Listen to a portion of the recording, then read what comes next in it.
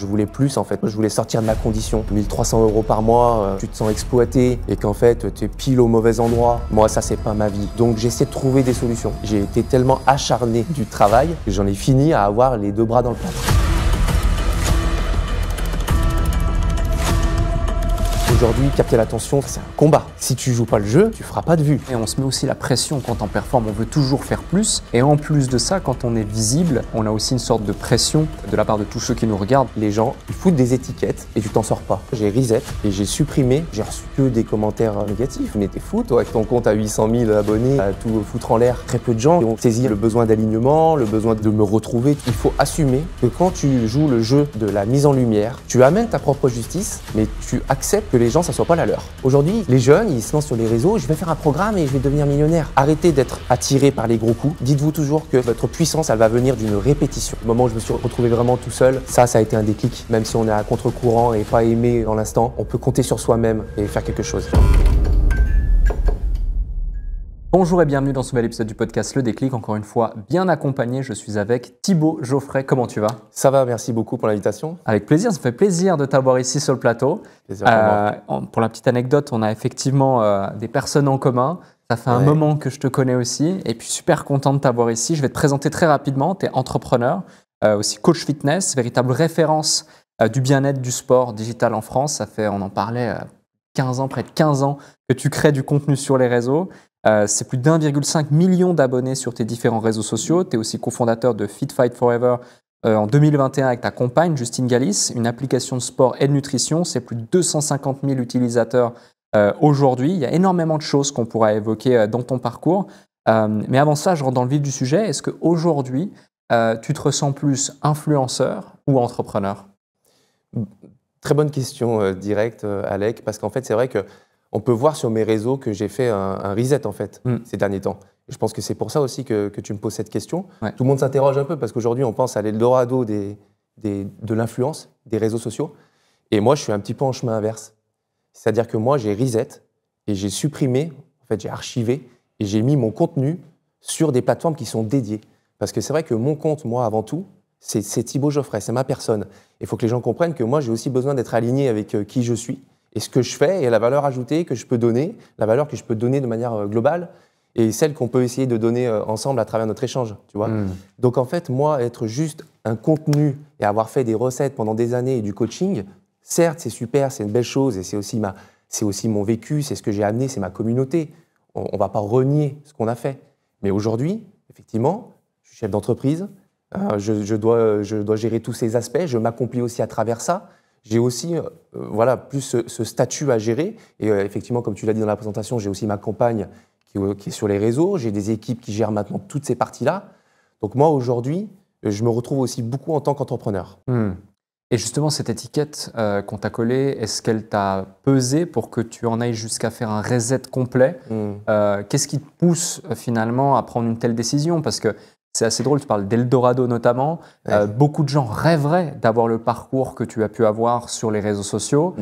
Beaucoup de gens travaillent au quotidien pour l'avoir finalement encore aujourd'hui. Et pour autant, toi, tu fais un reset complet pour une décision qui est difficile, mais tu la prends quand même.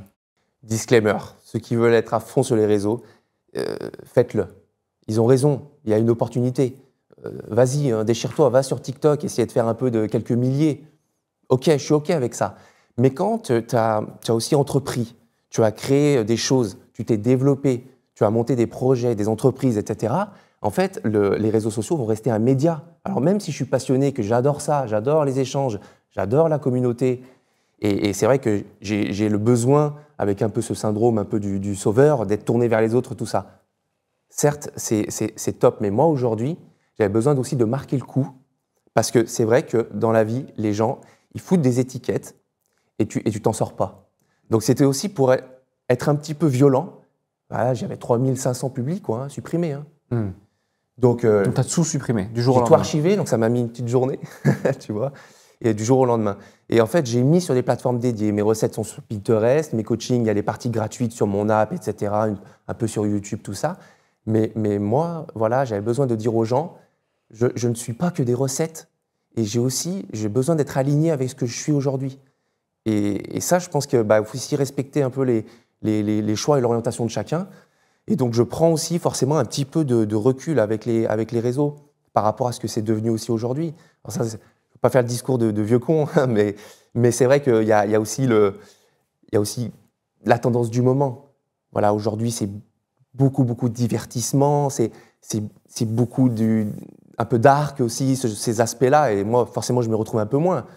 Et donc, je me dis, bah voilà, je vais peut-être essayer de revoir un peu ça, prendre un peu de recul, continuer de prendre soin de notre communauté. Tu vois, on a même le compte de l'application qui a 250 000 personnes. Bah, là-dessus, ils peuvent retrouver mes recettes, ils retrouvent ma philosophie, tout ça. Mais moi, sur mon compte, ça reste aussi avant tout perso. Comment ça a été perçu par ta communauté? Pas très bien. Pas très bien parce que je peux comprendre les gens. Tu donnes du contenu et de la valeur pendant des années. Et tu te définis comme ça. Tu habitues les gens aussi. T'habitues. Aujourd'hui, les gens, ils ouvraient les comptes Instagram, ils voulaient les recettes de Thibaut. C'est normal. Et d'un seul coup, tu dis aux gens, non, c'est fini, il n'y a plus.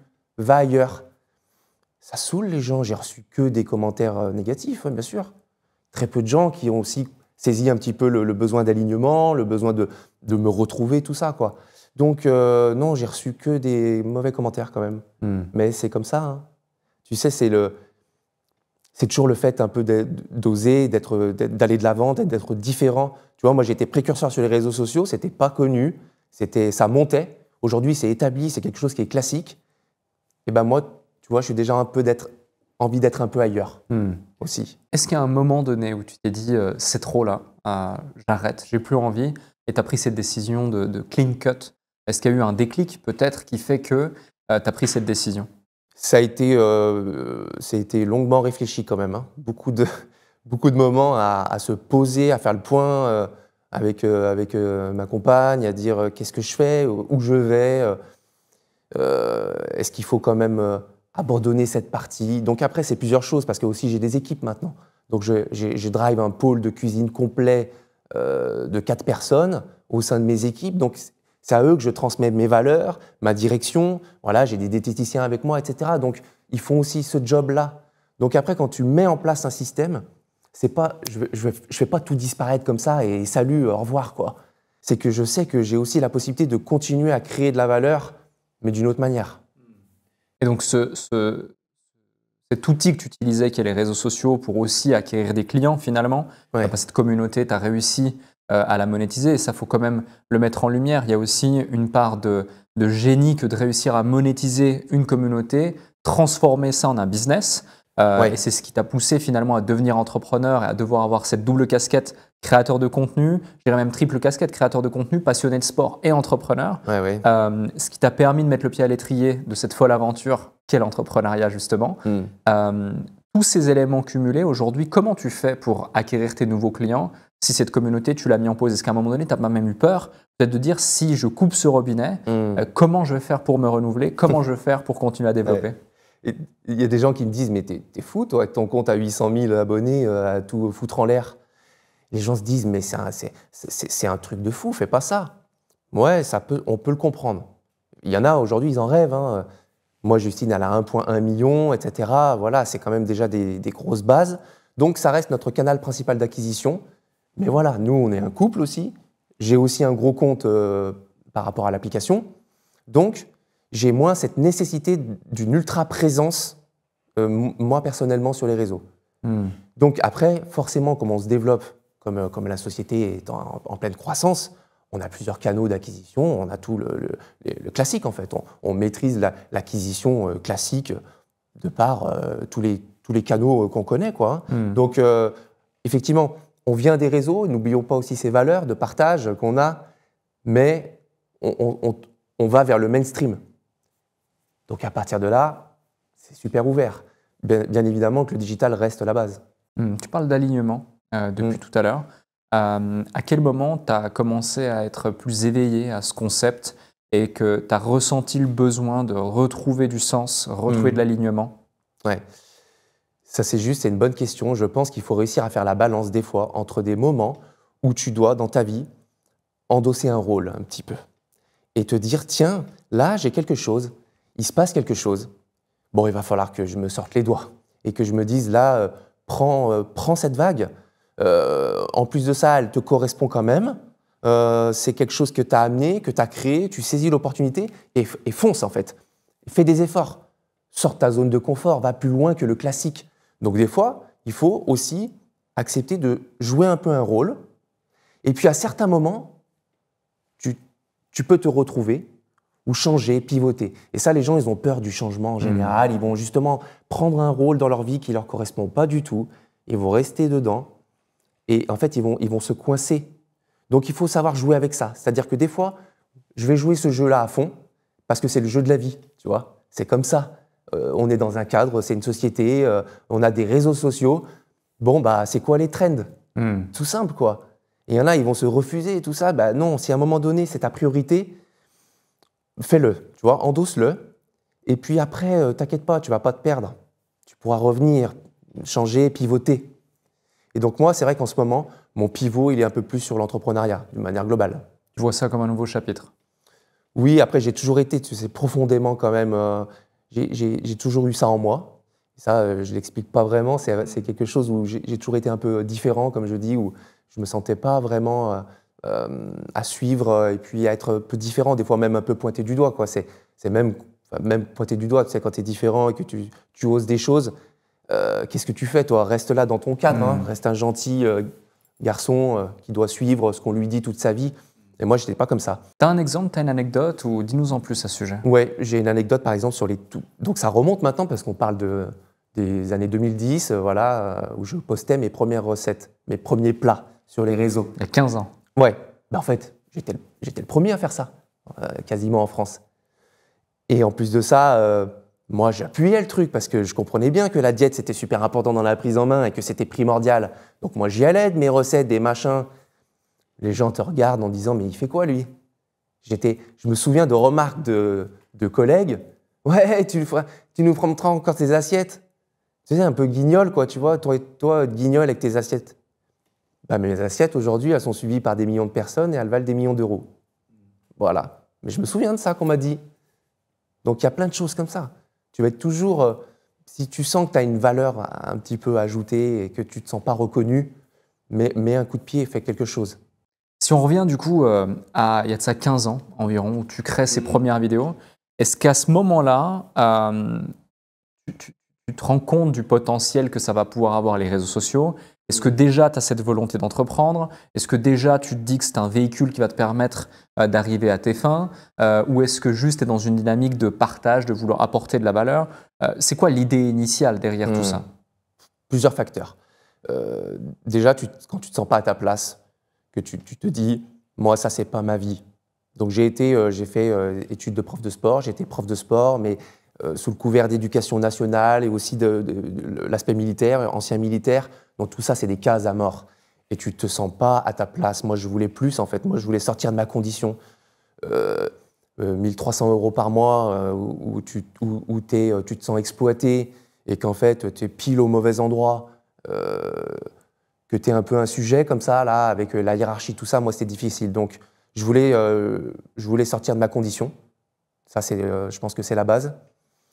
Donc, j'ai essayé de trouver des solutions.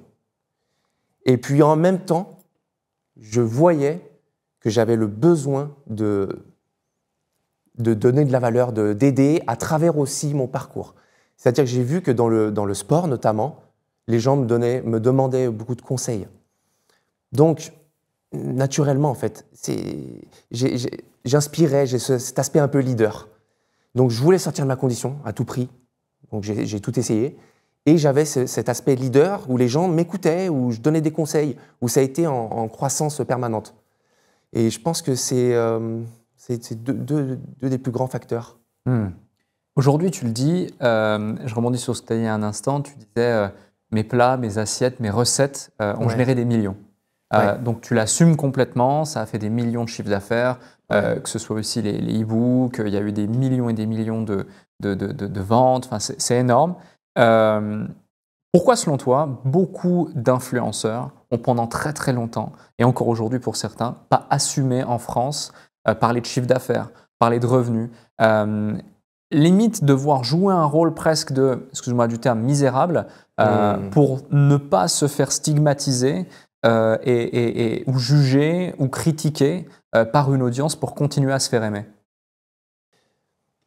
Deux choses, je dirais. La première, c'est déjà comment tu as fait tout ça déjà. Les millions, comment ils arrivent. Est-ce que tu es vraiment clean? Est-ce que tu es vraiment aligné déjà avec ce que tu fais?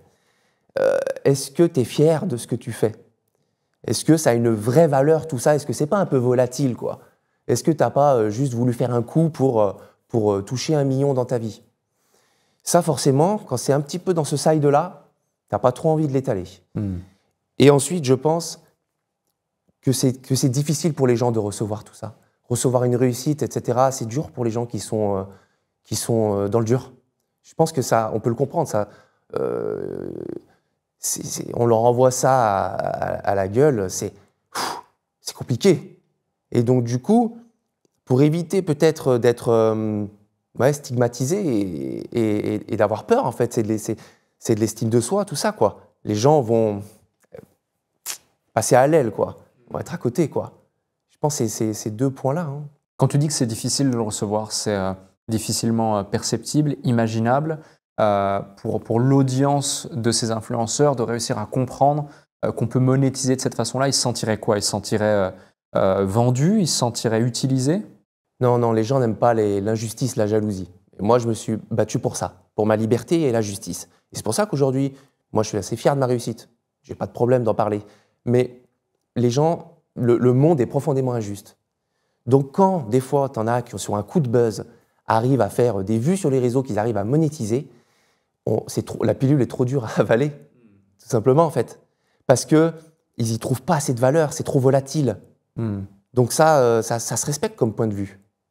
Après, ben voilà, si tu estimes que tu as créé un système qui a un peu plus de fondement, où tu amènes de la valeur, où tu crées de l'emploi, où voilà, un peu moins magique, tu vois, tout ça là, toute la magie, tout ça, il faut éviter de l'étaler, ça c'est une certitude. Aujourd'hui, tu peux nous expliquer le ou les business que tu développes au quotidien? Mon attention, le focus, c'est sur l'application, qui est une référence en francophonie, hein, c'est mon application de sport et de nutrition, qui est un accompagnant personnel. On vient du coup faire les entraînements personnalisés, la nutrition personnalisée, on est les seuls à faire ça, le tracker de calories, tracker d'activité. Donc ça, c'est l'activité phare et tout l'écosystème est basé là-dessus, tout simplement. Et justement, ton quotidien aujourd'hui, dans quelle mesure il a changé en tant que dirigeant de cette entreprise par rapport à ton quotidien d'avant en tant que créateur de contenu? Il faut réussir à bien s'entourer pour prendre de la hauteur. Bon, ça, c'est assez classique. Tous les gérants vont te le dire.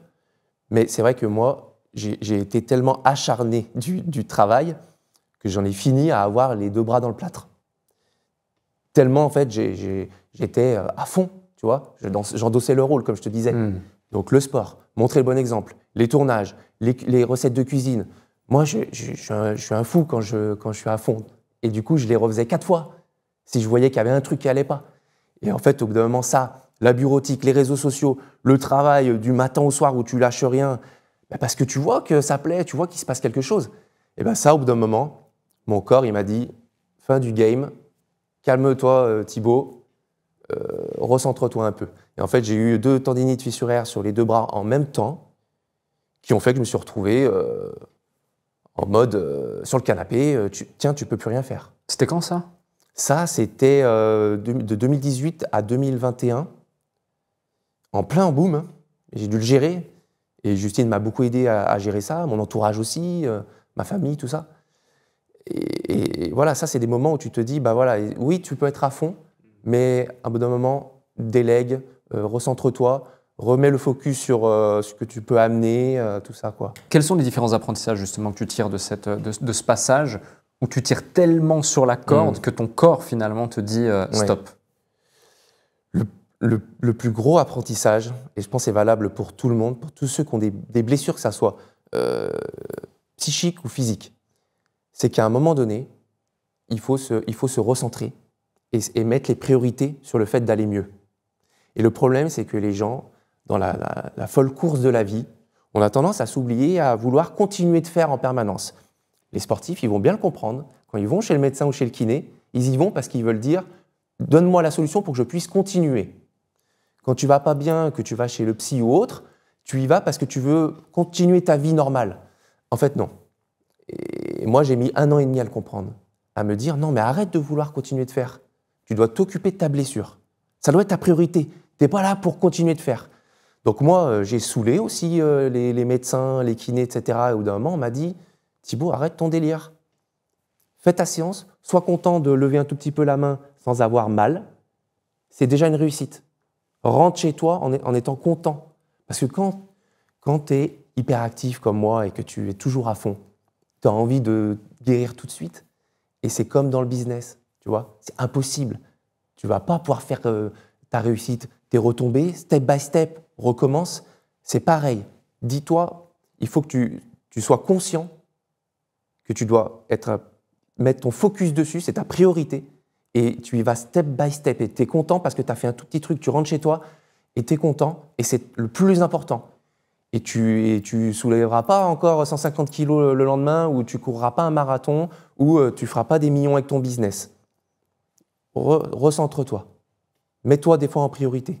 Cet état d'esprit que tu as aujourd'hui, l'état d'esprit de la gagne finalement, où tu veux performer, tu veux avancer, que ce soit dans le sport, que ce soit dans la création de contenu, que ce soit maintenant dans l'entrepreneuriat, tu l'as toujours eu ou c'est quelque chose qui s'est construit avec le temps? Non, je l'ai toujours eu. Je l'ai toujours eu, je pense. Et puis, après, tu apprends à doser.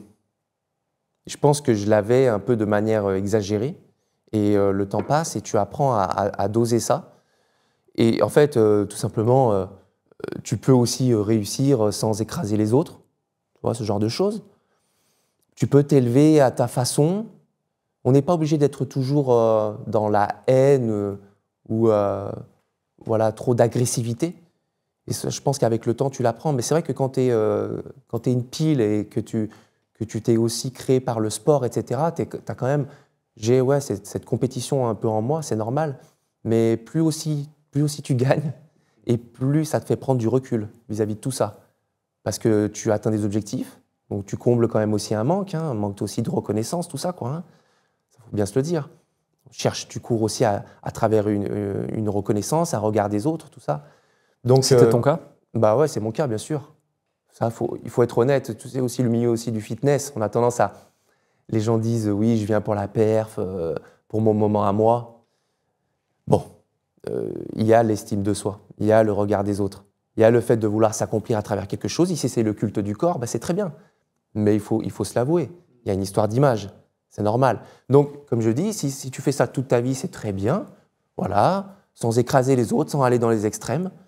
Et puis un jour, tu peux aussi atteindre un peu tes objectifs et puis aussi pivoter, passer à autre chose. Moi, tu vois, j'ai été à fond, un peu plus dans les aspects musculaires, fitness, etc. Et en ce moment, je suis un peu plus à fond dans les aspects d'endurance.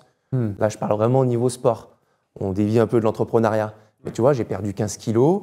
Je m'accomplis aussi à travers une autre activité, avec un peu plus de recul, voilà, sans forcément viser la lune. C'est bien aussi, quoi. Complètement s'écouter finalement. S'écouter, être aligné, encore une fois, comme tu le disais au départ. Et justement, le fait de performer, on se met aussi la pression quand on performe, on veut toujours faire plus. Et en plus de ça, quand on est visible, on a aussi une sorte de pression de la part de tous ceux qui nous regardent. Tu en parlais avant de ta communauté, quand par exemple, tu as fait un reset complet, il y a eu une réaction directe de l'ensemble des gens. Tu parles du culte du corps. Donc finalement, tu montres un corps dit parfait pour la plupart des gens de la société. Vous êtes un couple qui plus est, donc un couple qui a l'air aussi sur les réseaux, et j'imagine aussi dans le perso, en tout cas je vous le souhaite, d'être heureux en tout point. En plus de ça, tu as une entreprise, tu fais des millions, tout va bien. Ce culte finalement de la perfection en tout point, est-ce que ça ne met pas un peu trop la pression de devoir le maintenir? Ouais, c'est une bonne question. Je pense que ça peut être un déclic, ça peut être un certain déclencheur d'être à fond pendant un temps. Et je pense qu'après, comme je dis, il faut aussi voir la vie un peu de manière plus large et sortir un peu ton focus. Je peux comprendre que effectivement, donc c'est plus le cas aujourd'hui, mais à l'époque où quand j'avais le corps parfait, tout ça, c'est vrai que j'avais compris que ça jouait le jeu de l'attention. De se dire, oh tiens, et malgré tout, quand même, il se démarque un petit peu. Donc, c'est le jeu aussi de l'image, des réseaux sociaux. Tu vas prendre le hook. Voilà, là, le hook, c'était le corps. Et derrière, après, tu vas mettre quelque chose. Donc, je pense que c'est ça, c'est un défi. C'est choisir ses hooks, peut-être être un petit peu violent là-dedans. D'ailleurs, c'est ce qu'on voit aujourd'hui. Hein. C'est archi violent, les hooks. Et derrière, essaye d'amener quelque chose de plus sensé, de plus profond. Moi, j'ai tout de suite pris le side alimentation, santé, tout ça, à travers aussi l'histoire de ma famille. Et donc, ça a été aussi quelque chose qui vient adoucir un peu le côté un peu fort, un peu violent, un petit peu, peut être un petit peu limité parfois. Et derrière, je pense que c'est le défi à chacun de trouver ce qui peut amener d'un peu plus profond, quoi. Je ressens également derrière cette volonté de faire un reset et puis de montrer une autre image de toi. C'est que peut-être tu as été perçu pas forcément comme tu es réellement ou tu veux être perçu réellement. À défaut de ce qu'on voit sur les réseaux, ce qu'on voit sur nos écrans, quand toi tu regardes le Thibaut Geoffrey derrière les écrans et face à ton miroir, qui est-ce que tu vois que les autres ne voient pas? C'est dur, c'est une bonne question aussi. Qu'est-ce que les gens ne voient pas encore? Ou n'ont jamais vu? Ouais. Moi, j'ai tendance à dire que je suis assez, je suis assez heureux et accompli, mais je suis quelqu'un qui va de l'avant en permanence. Et je veux continuer d'atteindre mes objectifs, de croquer la vie, tout ça. Et je pense que je suis assez ambitieux. Peut-être que, en fait, on traverse des difficultés, mais il faut aussi se dire, voilà, j'ai une vie exceptionnelle, j'en suis conscient, j'en profite et je le dis tous les jours, on se le dit tous les jours avec ma compagne, mais se suffire, c'est quelque chose qui me gêne. Alors, voilà, on peut dire, c'est critiquable, on peut dire, waouh, c'est un fou aussi, hein, il en est déjà là. Eh ben non, c'est ma manière de vivre. Elle a peut-être été aussi accentuée par certaines choses, mais moi, j'aime pas me suffire. Et ça, voilà, il faut que les gens comprennent que voilà, quand ils sont aussi dans mon bateau, que ce soit mes équipes ou les gens qui sont ces utilisateurs de mes produits, il faut qu'ils comprennent que ça va bouger avec moi. C'est comme ça, quoi. Quand on n'est pas dans l'autosuffisance et que du coup, on a, comme tu le dis, des grandes ambitions, on se doit d'être motivé. Mais la motivation, ça va un temps. La discipline, par contre, c'est ce qui permet justement d'avancer. Quand on parle de discipline physique, c'est visible, on le voit directement, mais on le sait tous les deux, quand tu es entrepreneur, c'est pas le physique qui gagne, c'est souvent le mental. Comment on fait pour rester discipliné et pouvoir aller chercher les uns après les autres ces objectifs? C'est vaste là. Si on avait aussi une réponse magique, bon, on serait tous entrepreneurs à succès. Non, je pense qu'effectivement, tu mets le doigt sur quelque chose d'ultime qui va dépasser les gens d'une manière globale. Les gens vont être captés par l'exceptionnel, se dépasser, mais à un instant. Et ça, on le voit dans le sport. Tu fais, et nous d'ailleurs, on l'a fait aussi un petit peu, c'est normal, c'est le jeu. Tu fais des super teasers, ou tu fais une super vidéo motivationnelle autour du fait que tu vas te déchirer le lendemain, tu vas faire une séance de foot, tu vas faire le warrior chez toi, sous la pluie, etc. Et ça va t'emmener sur des résultats exceptionnels. En fait, non, pas du tout. C'est la même chose sur l'entrepreneuriat. Tu vas faire une action de fou, tu vas peut-être avoir une opportunité. Voilà, c'est que le début, en fait. Et ce qui va faire vraiment une énorme différence, et que ça soit dans les sports, ou même notamment, on le voit aussi beaucoup dans les sports d'endurance, c'est pas que tu vas courir 100 bornes un jour.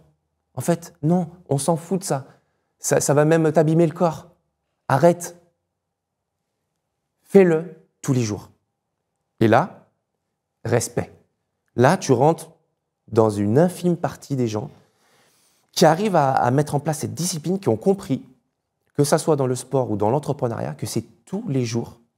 Et c'est phénoménal. Même moi, le premier, tu vois, que je sais que j'ai cette capacité à faire ça. Ça fait partie de mes points forts.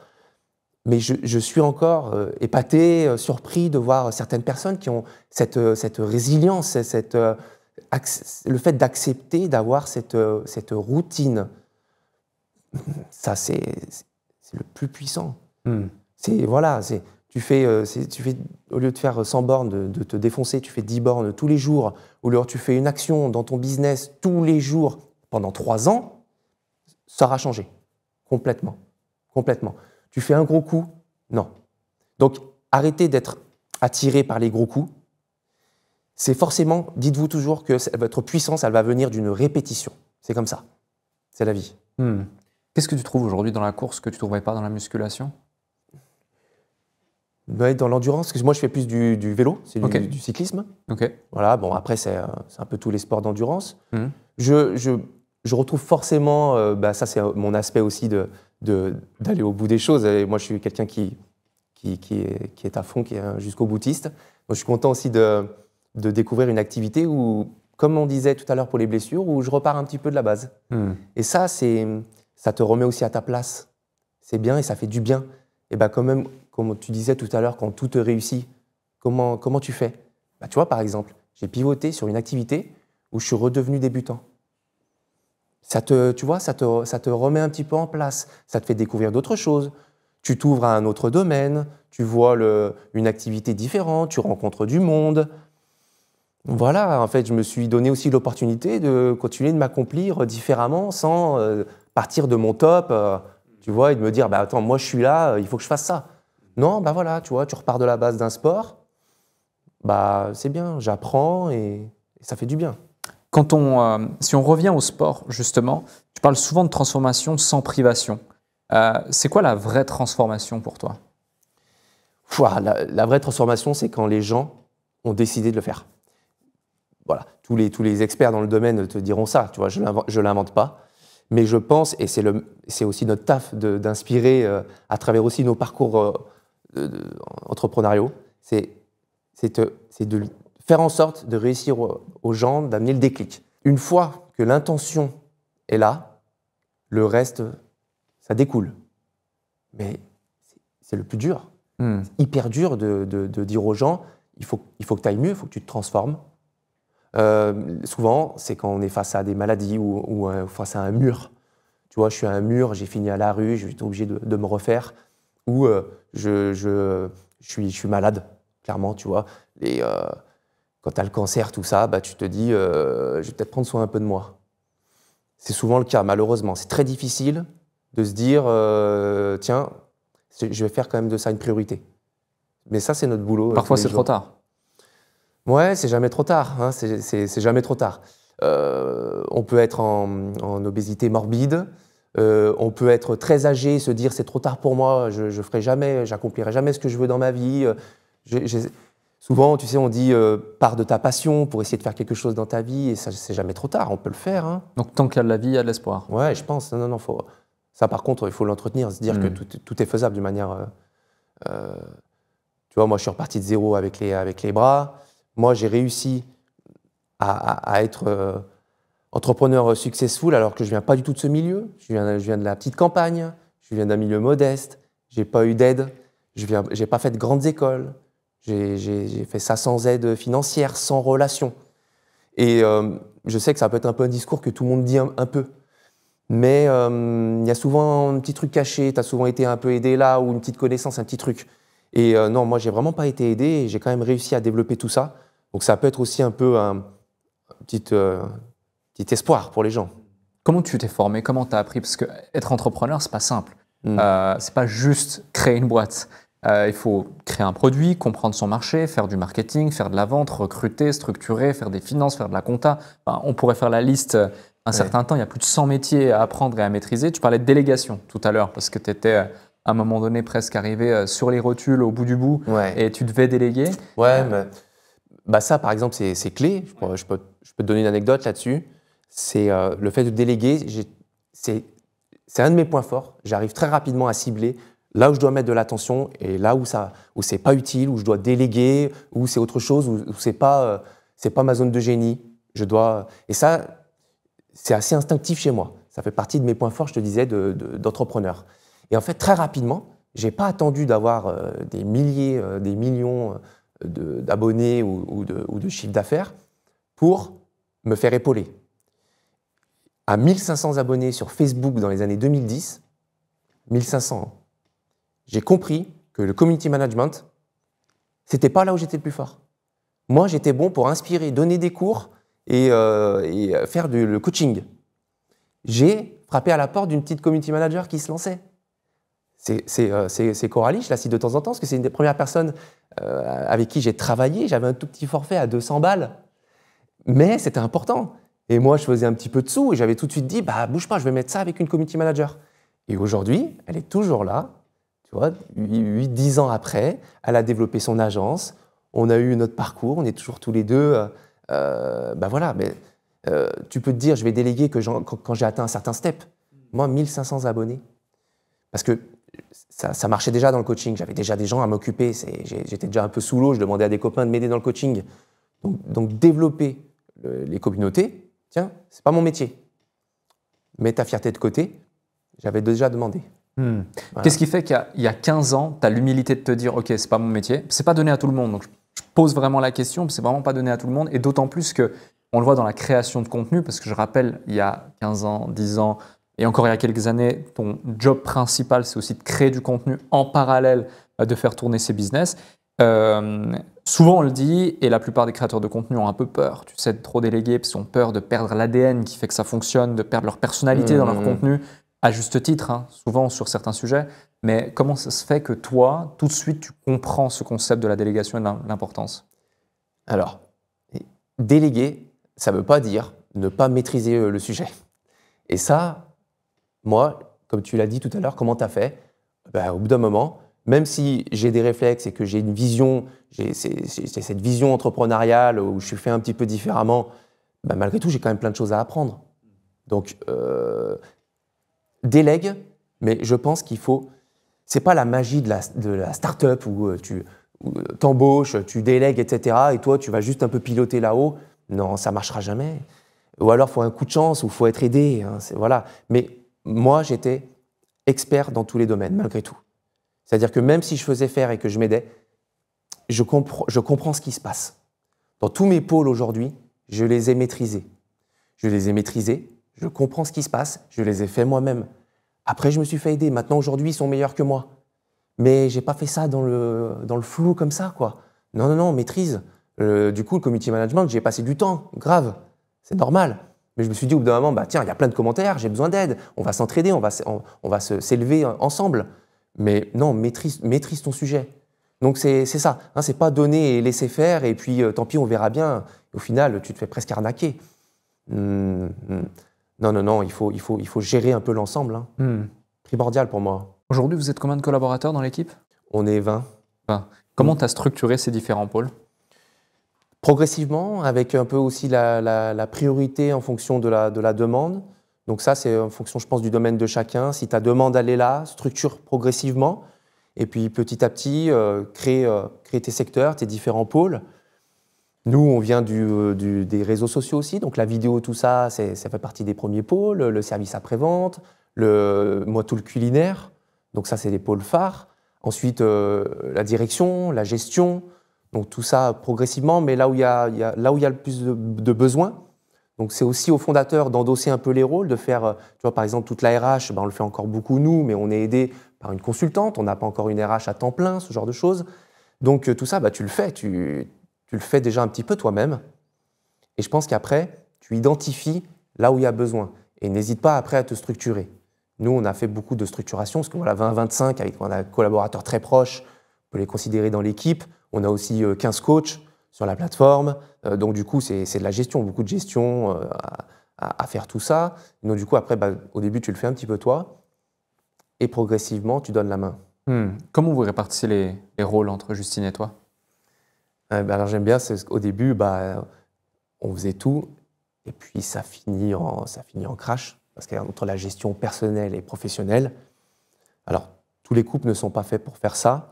Moi, j'explique qu'il faut quand même partager une vision commune si tu veux bosser avec ton conjoint ou ta conjointe. Si tu n'as pas un petit peu la même direction, laisse tomber.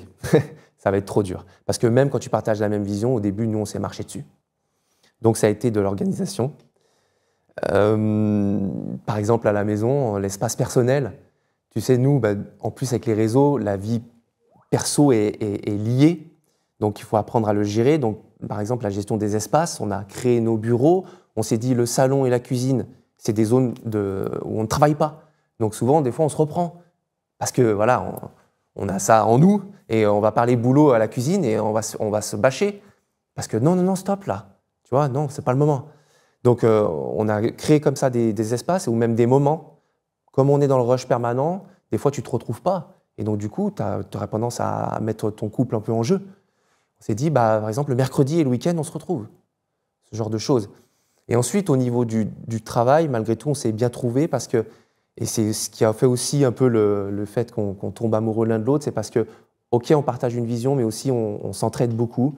Et elle a des aspects artistiques, tout ça, qui m'amène beaucoup, l'empathie. À travers notre couple ou même notre business, on a aussi des différences. Et ça, on a dû un petit peu le gérer. Donc Justine, aujourd'hui, est un petit peu plus à la direction artistique, la gestion opérationnelle, un peu plus de tout ce qui touche à un peu l'artistique. Et moi, je suis un peu plus au commercial et au marketing. Et tous les deux, on est encore quand même à la gestion organisationnelle, du opérationnel, du quotidien. Aujourd'hui, toutes vos équipes, elles sont en remote. Tu évoques le fait que vous bossez de chez vous, si je comprends bien. Ouais. En partie. Tout le reste, c'est en remote. Vous avez des bureaux. Comment ça fonctionne? Oui, alors on a la chance d'avoir des locaux de 1000 m² à Lyon pour avoir nos bureaux dedans. Et donc ça, je peux te raconter aussi le fait comment on en est arrivé là, où prendre des risques est aussi la base, je pense. Au début, on avait 100 m². 100 m² parce qu'on avait juste notre marque de vêtements à gérer. Et je voyais l'expansion et tu te dis, bon, on va faire quoi? On va agrandir un peu, on va pousser un peu les murs. Et moi, je me suis dit, non, on est en train de grandir, on a cette opportunité fait x10, quoi. Donc, on est passé de 100 m² à 1000 m². Et au début, tu as un peu des espaces vides. Tu te dis, je vais payer un peu pour rien. Aujourd'hui, on est full. On a presque plus assez de place. Donc, en fait, j'avais compris aussi que l'application allait vraiment grandir, tous les programmes, tout ça. Donc, on a nos studios de tournage, on a cet aspect artisanal. On est beaucoup nous-mêmes à créer tout ça. Donc, on fait tourner donc les équipes, les studios et le lieu de vie, c'est dans nos locaux. Qu'est-ce qui fait que pour vous, ça a marché, alors que pour beaucoup d'autres, il faut le dire aussi, ça ne fonctionne pas, ça ne marche pas? Des gens qui veulent se lancer, il y en a beaucoup, que ce soit sur les réseaux, d'une part. Donc rien que là, il y a déjà une réussite, il y a déjà une prouesse. Alors, je le disais en off tout à l'heure, il faut parfois 10 ans pour réussir du jour au lendemain. Et ça, il faut quand même le rappeler, c'est que voilà, ça fait 15 ans que tu crées du contenu. On est démotivé là. Voilà, Justine aussi, ça fait très longtemps qu'elle crée du contenu. Ouais. L'entrepreneuriat, avant d'avoir ce focus sur cette application et cet écosystème, il y a aussi eu d'autres expériences entrepreneuriales qui t'ont mené et qui l'ont mené à avoir la vision justement que vous avez aujourd'hui. Donc, il faut remettre les choses dans le contexte. C'est pas du jour au lendemain que ça se fait. Mais pour autant, il y a quand même une part de génie, il y a quand même quelques ingrédients de la recette, si je peux me permettre, qui font que un projet va être plus simplement ou plus rapidement ou plus certainement mené au succès qu'il mérite. Selon toi, est-ce que tu as identifié des choses que vous avez fait différemment, plus intelligemment ou avec le meilleur timing, peut-être un peu de chance, tu as évoqué la chance parfois, pour en arriver là? Nous, on a exploité quand même la technologie. Et c'est vrai que ça va très vite aujourd'hui. Et je pense qu'il faut rester en éveil là-dessus. Et nous, c'est notre devoir de continuer d'être exceptionnel et innovant. Et on pourrait se reposer. En fait, non, moi, si tu te reposes, ça ne va plus. Donc, check les innovations. Nous, on était les premiers à faire des vidéos, tout ça, quoi. C'est parce que c'était nouveau. Et ensuite, sont arrivées les premières fonctionnalités de live. Et on s'est dit, au lieu de faire des lives à s'amuser ou faire des séances par-ci, par-là, utilisons la fonctionnalité pour créer un vrai programme qui va vraiment accompagner les gens. Ça, les gens ont accroché tout de suite. Parce qu'on a saisi l'opportunité du développement de la technologie à travers les réseaux sociaux. Aujourd'hui, à la vitesse où ça va, il faut bien se dire qu'il y a des opportunités, il y en a tous les jours. Donc, il faut rester alerte, je pense, entre ce que tu peux amener, donc ton expertise, et quel levier, quoi. Nous, les lives, c'était le tout début, quoi.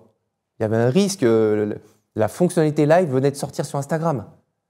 Quelques semaines après, on développe nos programmes en live. Donc, c'est jamais fait, quoi. C'est jamais posé, c'est pas facile.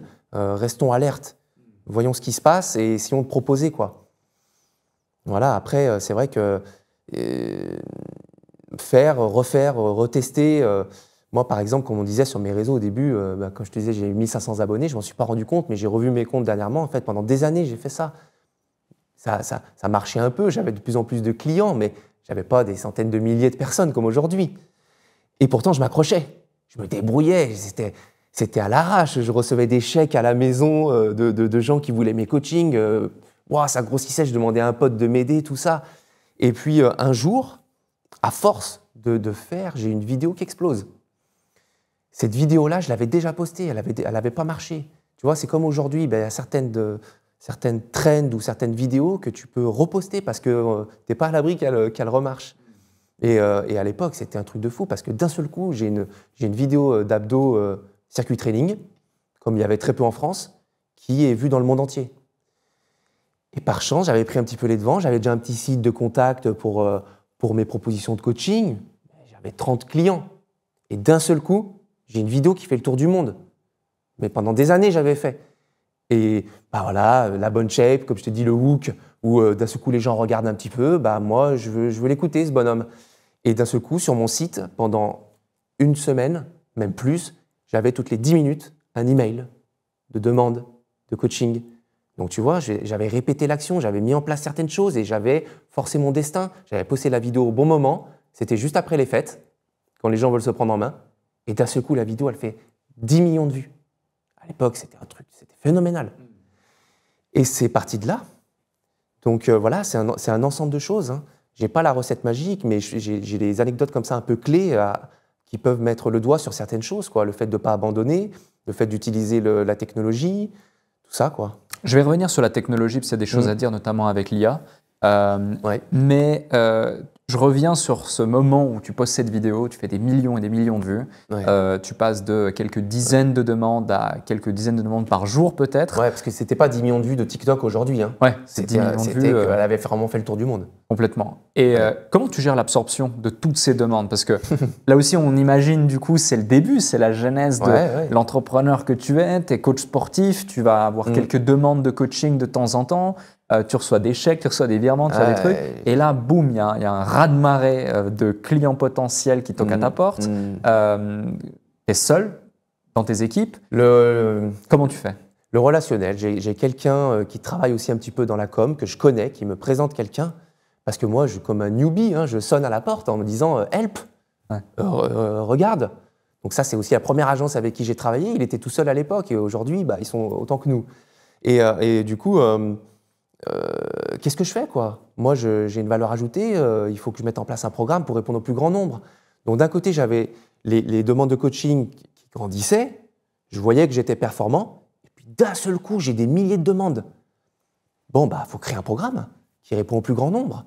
Donc ajoute tes recettes, fais quelque chose, et à partir de là, 3 mois de rush pour sortir quelque chose, quoi. Et donc ça, c'est la force aussi un petit peu de l'étoile, du relationnel, de quelqu'un qui me présente la bonne personne. Et puis aussi, je le dis, après les gens vont se dire, mais il a vraiment eu quand même aussi pas mal de chance, ça s'est coordonné, mais c'est la vie. Moi, j'avais pas un sou. C'est-à-dire que quand je vais voir la personne, moi, j'étais à découvert tous les mois, j'avais pas un sou. Et du coup, je savais bien que ça coûtait quand même un petit peu d'argent de créer quelque chose comme ça. Parce que j'ai beau avoir des milliers de demandes, mais j'ai pas de programme à proposer. Il faut que je crée quelque chose de digital, j'y connais rien. Et du coup, on me demande de 10 000 €, quoi. Normal. Et c'est rien aujourd'hui. Aujourd'hui, tu dois développer la moindre mini-feature. C'est plus que ça. Mais à l'époque, déjà sortir un petit programme digital pour pouvoir coacher moi-même sans utiliser une plateforme, parce que là, j'ai des milliers de demandes, c'était 10 000 €. Et la vie fait que je gagne un tournoi de poker au même moment et que un tournoi de poker à 10 € sur 10 000 personnes, parce qu'à l'époque, j'ai essayé aussi de m'accomplir à travers le poker pour faire un petit peu d'argent, et je gagne ce tournoi. Et je fais 10 000 € de gains. J'ai remis les 10 000 dans mon premier programme. Et voilà, c'est comme ça. Donc sur un coup de poker aussi, finalement. Un petit peu aussi, mais sauf que le poker, ça faisait 3 ans que je le ponçais pour essayer d'arrondir mes fins de mois. Complètement. Voilà. Donc, c'est comme ça. Ça a été coordonné. On est à quelle année en ce moment-là? On est en 2016. Donc 2016, tu te dis, j'ai beaucoup de demandes, je vais créer un programme en ligne. Ouais. Pour rappeler le contexte, à ce moment-là, en 2016, c'est pas comme aujourd'hui où des programmes en ligne, il y en a des centaines et des milliers. C'est même limite très mal vu quand un créateur de contenu, un influenceur sportif va commencer à vendre un programme en ligne à plusieurs dizaines, voire plus d'une centaine, voire plusieurs centaines d'euros derrière. J'en parlais notamment avec encore récemment Essan, même on en a parlé, on a fait un déclic ensemble, super bien marché aussi. Et justement, toi, comment tu as vécu à ce moment-là la chose et l'approche? On revient sur l'alignement de tout à l'heure, du début du podcast. Si tu sais ce que tu donnes, ce que tu vaux, et si tu ne crées pas par magie, parce que aujourd'hui, les jeunes, ils se lancent sur les réseaux, je vais faire un programme et je vais devenir millionnaire. Mais non, en fait, tu n'as pas de demande encore. Crée quelque chose. Ouais. Ça ne matche pas. Tu ne vas pas être aligné aussi. Et puis c'est pareil, tu vas être discret si ça marche un peu. Moi, j'avais les demandes. Et comme j'aime bien dire, du coup, mon service a répondu à la demande. Donc à partir de là, let's go. Au contraire, tu es content. Tu es content de répondre à la demande. Tu sais que tu amènes de la valeur. Tu sais que tu mérites ton succès. Et ben c'est parfait. Mais voilà, je me suis pas lancé sur les réseaux pour faire ce programme, pour, par magie, avoir du monde et que ça marche. Non, j'ai fait en sorte qu'effectivement, on a toujours eu cette hyper-croissance qui fait qu'on a amélioré toujours nos produits en permanence et qu'après, voilà, on a créé nos programmes en live, on a développé sur l'application, etc. parce qu'on a de plus en plus de demandes et les gens, aujourd'hui, on répond toujours à ça en permanence, en fait. Complètement. Et reparlons de la technologie, justement. Aujourd'hui, avec l'intelligence artificielle, notamment l'IA générative, il y a, j'imagine, beaucoup de changements dans le quotidien, peut-être de réflexion que vous avez dans votre boîte. Moi, je le vois, je peux poser une question à ChatGPT ou n'importe quoi, un GPT ou des IA spécifiques, lui dire qui je suis un homme, je fais telle taille, je fais tel poids, mon objectif, lui envoyer des photos, pareil par rapport à ce que je mange. Comment une entreprise comme la vôtre, qui est basée du coup sur des plans nutritionnels, des accompagnements, la personnalisation aussi, où tu peux échanger avec un humain, c'est ce qu'on fait à fond. Et où progressivement l'IA, pas encore aujourd'hui peut-être à 100%, mais demain, quand je dis demain, c'est vraiment on est à la porte de ce monde-là, va remplacer ce genre de choses. Quelle est votre vision par rapport à ça au quotidien? Est-ce que vous intégrez l'IA dans votre quotidien ou dans le quotidien de vos utilisateurs? Est-ce que c'est quelque chose que vous envisagez de faire? Comment cette technologie, tu vois faire évoluer cette industrie? Alors forcément, quand tu viens aussi un peu du digital et du développement de la technologie, il ne faut pas renier le truc. Parce qu'on a tendance aussi à dire on va où avec cette IA? Et c'est normal, ça peut se recevoir. Hein. Je comprends que les gens aient un peu peur, tout ça, quoi. Mais aujourd'hui, il faut malgré tout faire un peu avec. Donc, il faut y penser, il faut les intégrer au système. Et c'est une question aussi de timing. Et si tu veux, moi, même, là, on l'a un peu plus, et elle est plus pertinente. Mais moi, j'étais presque même encore trop en avance. C'est-à-dire qu'il y a 2 ans, j'avais lancé aussi un système de coaching via IA au sein de l'application. On n'a pas mis assez d'attention dessus. L'IA n'était pas encore parfaite. Pourtant, on a bossé comme des fous dedans, mais les gens aussi étaient moins en position de recevoir ça, alors qu'aujourd'hui, c'est normal de parler à ChatGPT, tu vois. Et du coup, là, le timing n'était pas parfait. Donc ça, c'est par exemple une feature qu'on a retirée et qu'on améliore maintenant au niveau de la personnalisation de l'approche. Donc tout ça, c'est des outils qu'on utilise et qu'on vient, en fait... Alors attention, c'est pas magique parce que le plus important, c'est nos algorithmes. Et ça, c'est le travail humain qui va créer un algorithme le plus puissant possible pour améliorer cette personnalisation. Et progressivement, l'IA peut venir l'améliorer. Mais elle ne fait pas encore tout le travail, hein, loin de là. Pas encore? Non, pas encore. Mais ouais, il faut éduquer, il faut y penser. Et je pense que il ne faut pas laisser de côté tout ça. Je ressens que tu parles beaucoup aussi, indirectement ou directement, de valeurs. Quand on parle d'alignement, on parle aussi de valeurs. J'ai plusieurs questions pour toi. Déjà, c'est quoi les valeurs qui te sont importantes en tant qu'homme, en tant que personne? Et j'imagine qu'elles ont été aussi retranscrites dans votre projet, dans votre entreprise. Et donc là, on peut parler directement de culture d'entreprise. Parce que là, c'est un vrai sujet propre à l'entrepreneur et l'entrepreneuriat, qui est très peu évoqué, bien sûr, quand tu fais juste de la création de contenu ou autre. Et encore, juste, c'est pas pour diminuer la chose, mais plus pour évoquer que c'est un autre monde aussi. Quelles sont tes valeurs et comment tu as implémenté tes valeurs ou vos valeurs avec Justine dans la culture d'entreprise? Ok, il faut aller chercher un peu l'objectif, les fondements de ce que tu fais. Et donc, si par exemple, toi, ta boîte aide les entrepreneurs à venir se développer, eh ben, s'ils sont successful, elles sont là, les valeurs.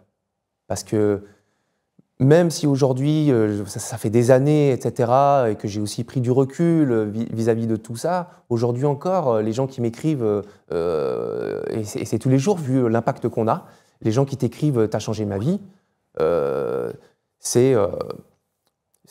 te fait toujours quelque chose. Donc ça, c'est un moteur. Donc après, on pourrait dire c'est un peu facile, mais c'est comme ça. Nous, on est dans le domaine malgré tout de la prise en main et de la santé. Et donc du coup, quand les gens améliorent leur santé, c'est une valeur phare. Donc nous, on n'est pas parfait. On a aussi nos défauts. On n'est pas, l'éthique n'est pas parfait, tu vois. Mais on peut pas être de partout parfait. Ça, c'est pas possible. Donc la force et ce dans quoi je me retrouve, c'est de me dire bon, bah là. Je galère, par exemple, tu vois, on a essayé de développer la marque de fringues avec l'aspect éthique et tout, c'est trop galère, on n'a pas vraiment réussi. Et donc du coup, bah, tant pis, continuons l'activité phare, mais au moins, j'ai l'aspect santé. Donc ça, c'est quelque chose un peu plus profond, quoi, un peu tes fondements, qui fait que tu vas rester motivé et te dire, ça va, je fais pas de la merde, je suis pas un escroc, je vends pas du vent. Voilà, en plus je suis en France. Je dis ça parce qu'on est à notre 5e contrôle fiscal. Ça, je l'ai dit, j'ai un peu ouvert en story parce que ouais, on paye aussi un peu pour ceux qui font un petit peu de la merde ailleurs ou à côté ou un petit peu cachés. Et ceux qui sont visibles et qui sont accessibles et qu'on leur donne des rendez-vous pour se faire contrôler sans cesse, bon, bah voilà, c'est comme ça. Mais c'est le jeu. Voilà, je vais pas trop me plaindre. Mais voilà, au moins, on sait qu'on fait du bien aux gens, au fond. C'est bien que tu l'évoques, cette histoire de contrôle fiscal, par exemple. Alors, je ne sais pas si les auditeurs s'en rendent compte, parce qu'on n'est qu'avec des entrepreneurs. Je ne sais pas si ton audience s'en rend compte à 100%. Mais effectivement, le fait du contrôle fiscal, la pression du système en France ne pousse pas forcément les gens à oser se lancer. Dans ton cas, est-ce que toi, c'est quelque chose qui t'a ralenti ou au contraire, c'est quelque chose qui t'a challengé? Ça te met des coups durs. C'est la vérité. Ça te saoule, en fait. Tu rentres, tu te dis, les efforts déployés, je suis les règles. Et en fait, c'est toujours un peu le même principe. Quand tu suis un peu trop les règles, t'es le gentil toutou, on vient taper dessus. Alors attention, les gens vont dire, c'est Thibaut, il est mal placé pour dire ça. Mais moi, je viens de tout en bas. J'ai créé tout ça avec mes mains. Je suis passé par toutes les étapes. Je viens pas de la Startup Nation, tout ça. Je suis en France, je paye mes impôts. J'ai été progressivement auto-entrepreneur, je connais tout ça. Donc je peux l'ouvrir un petit peu, je peux porter un petit peu l'étendard des indépendants. Et ouais, c'est pénible. Tu rentres, tu mets un petit moment à t'en remettre. Tu te dis, j'ai pas mérité, quoi. Je fais du mieux que je peux. Voilà, donc après, ça t'apprend progressivement que c'est comme ça, c'est le jeu. Mais on paye un peu, des fois, les dérives et les extrêmes qui se passent. Ceux qui vendent de la merde, qui escroquent les gens, tu le payes. Nous, on nous a demandé en story de mettre le moindre truc. C'est-à-dire que là, par exemple, si je prends une photo, je l'ai dit dans un autre podcast, je prends une photo en photo les tasses, je dois mettre le nom de la tasse, ce que je bois dedans, je dois tout taguer en permanence. Et en fait, on a perdu notre liberté de créateur de contenu et d'entrepreneur.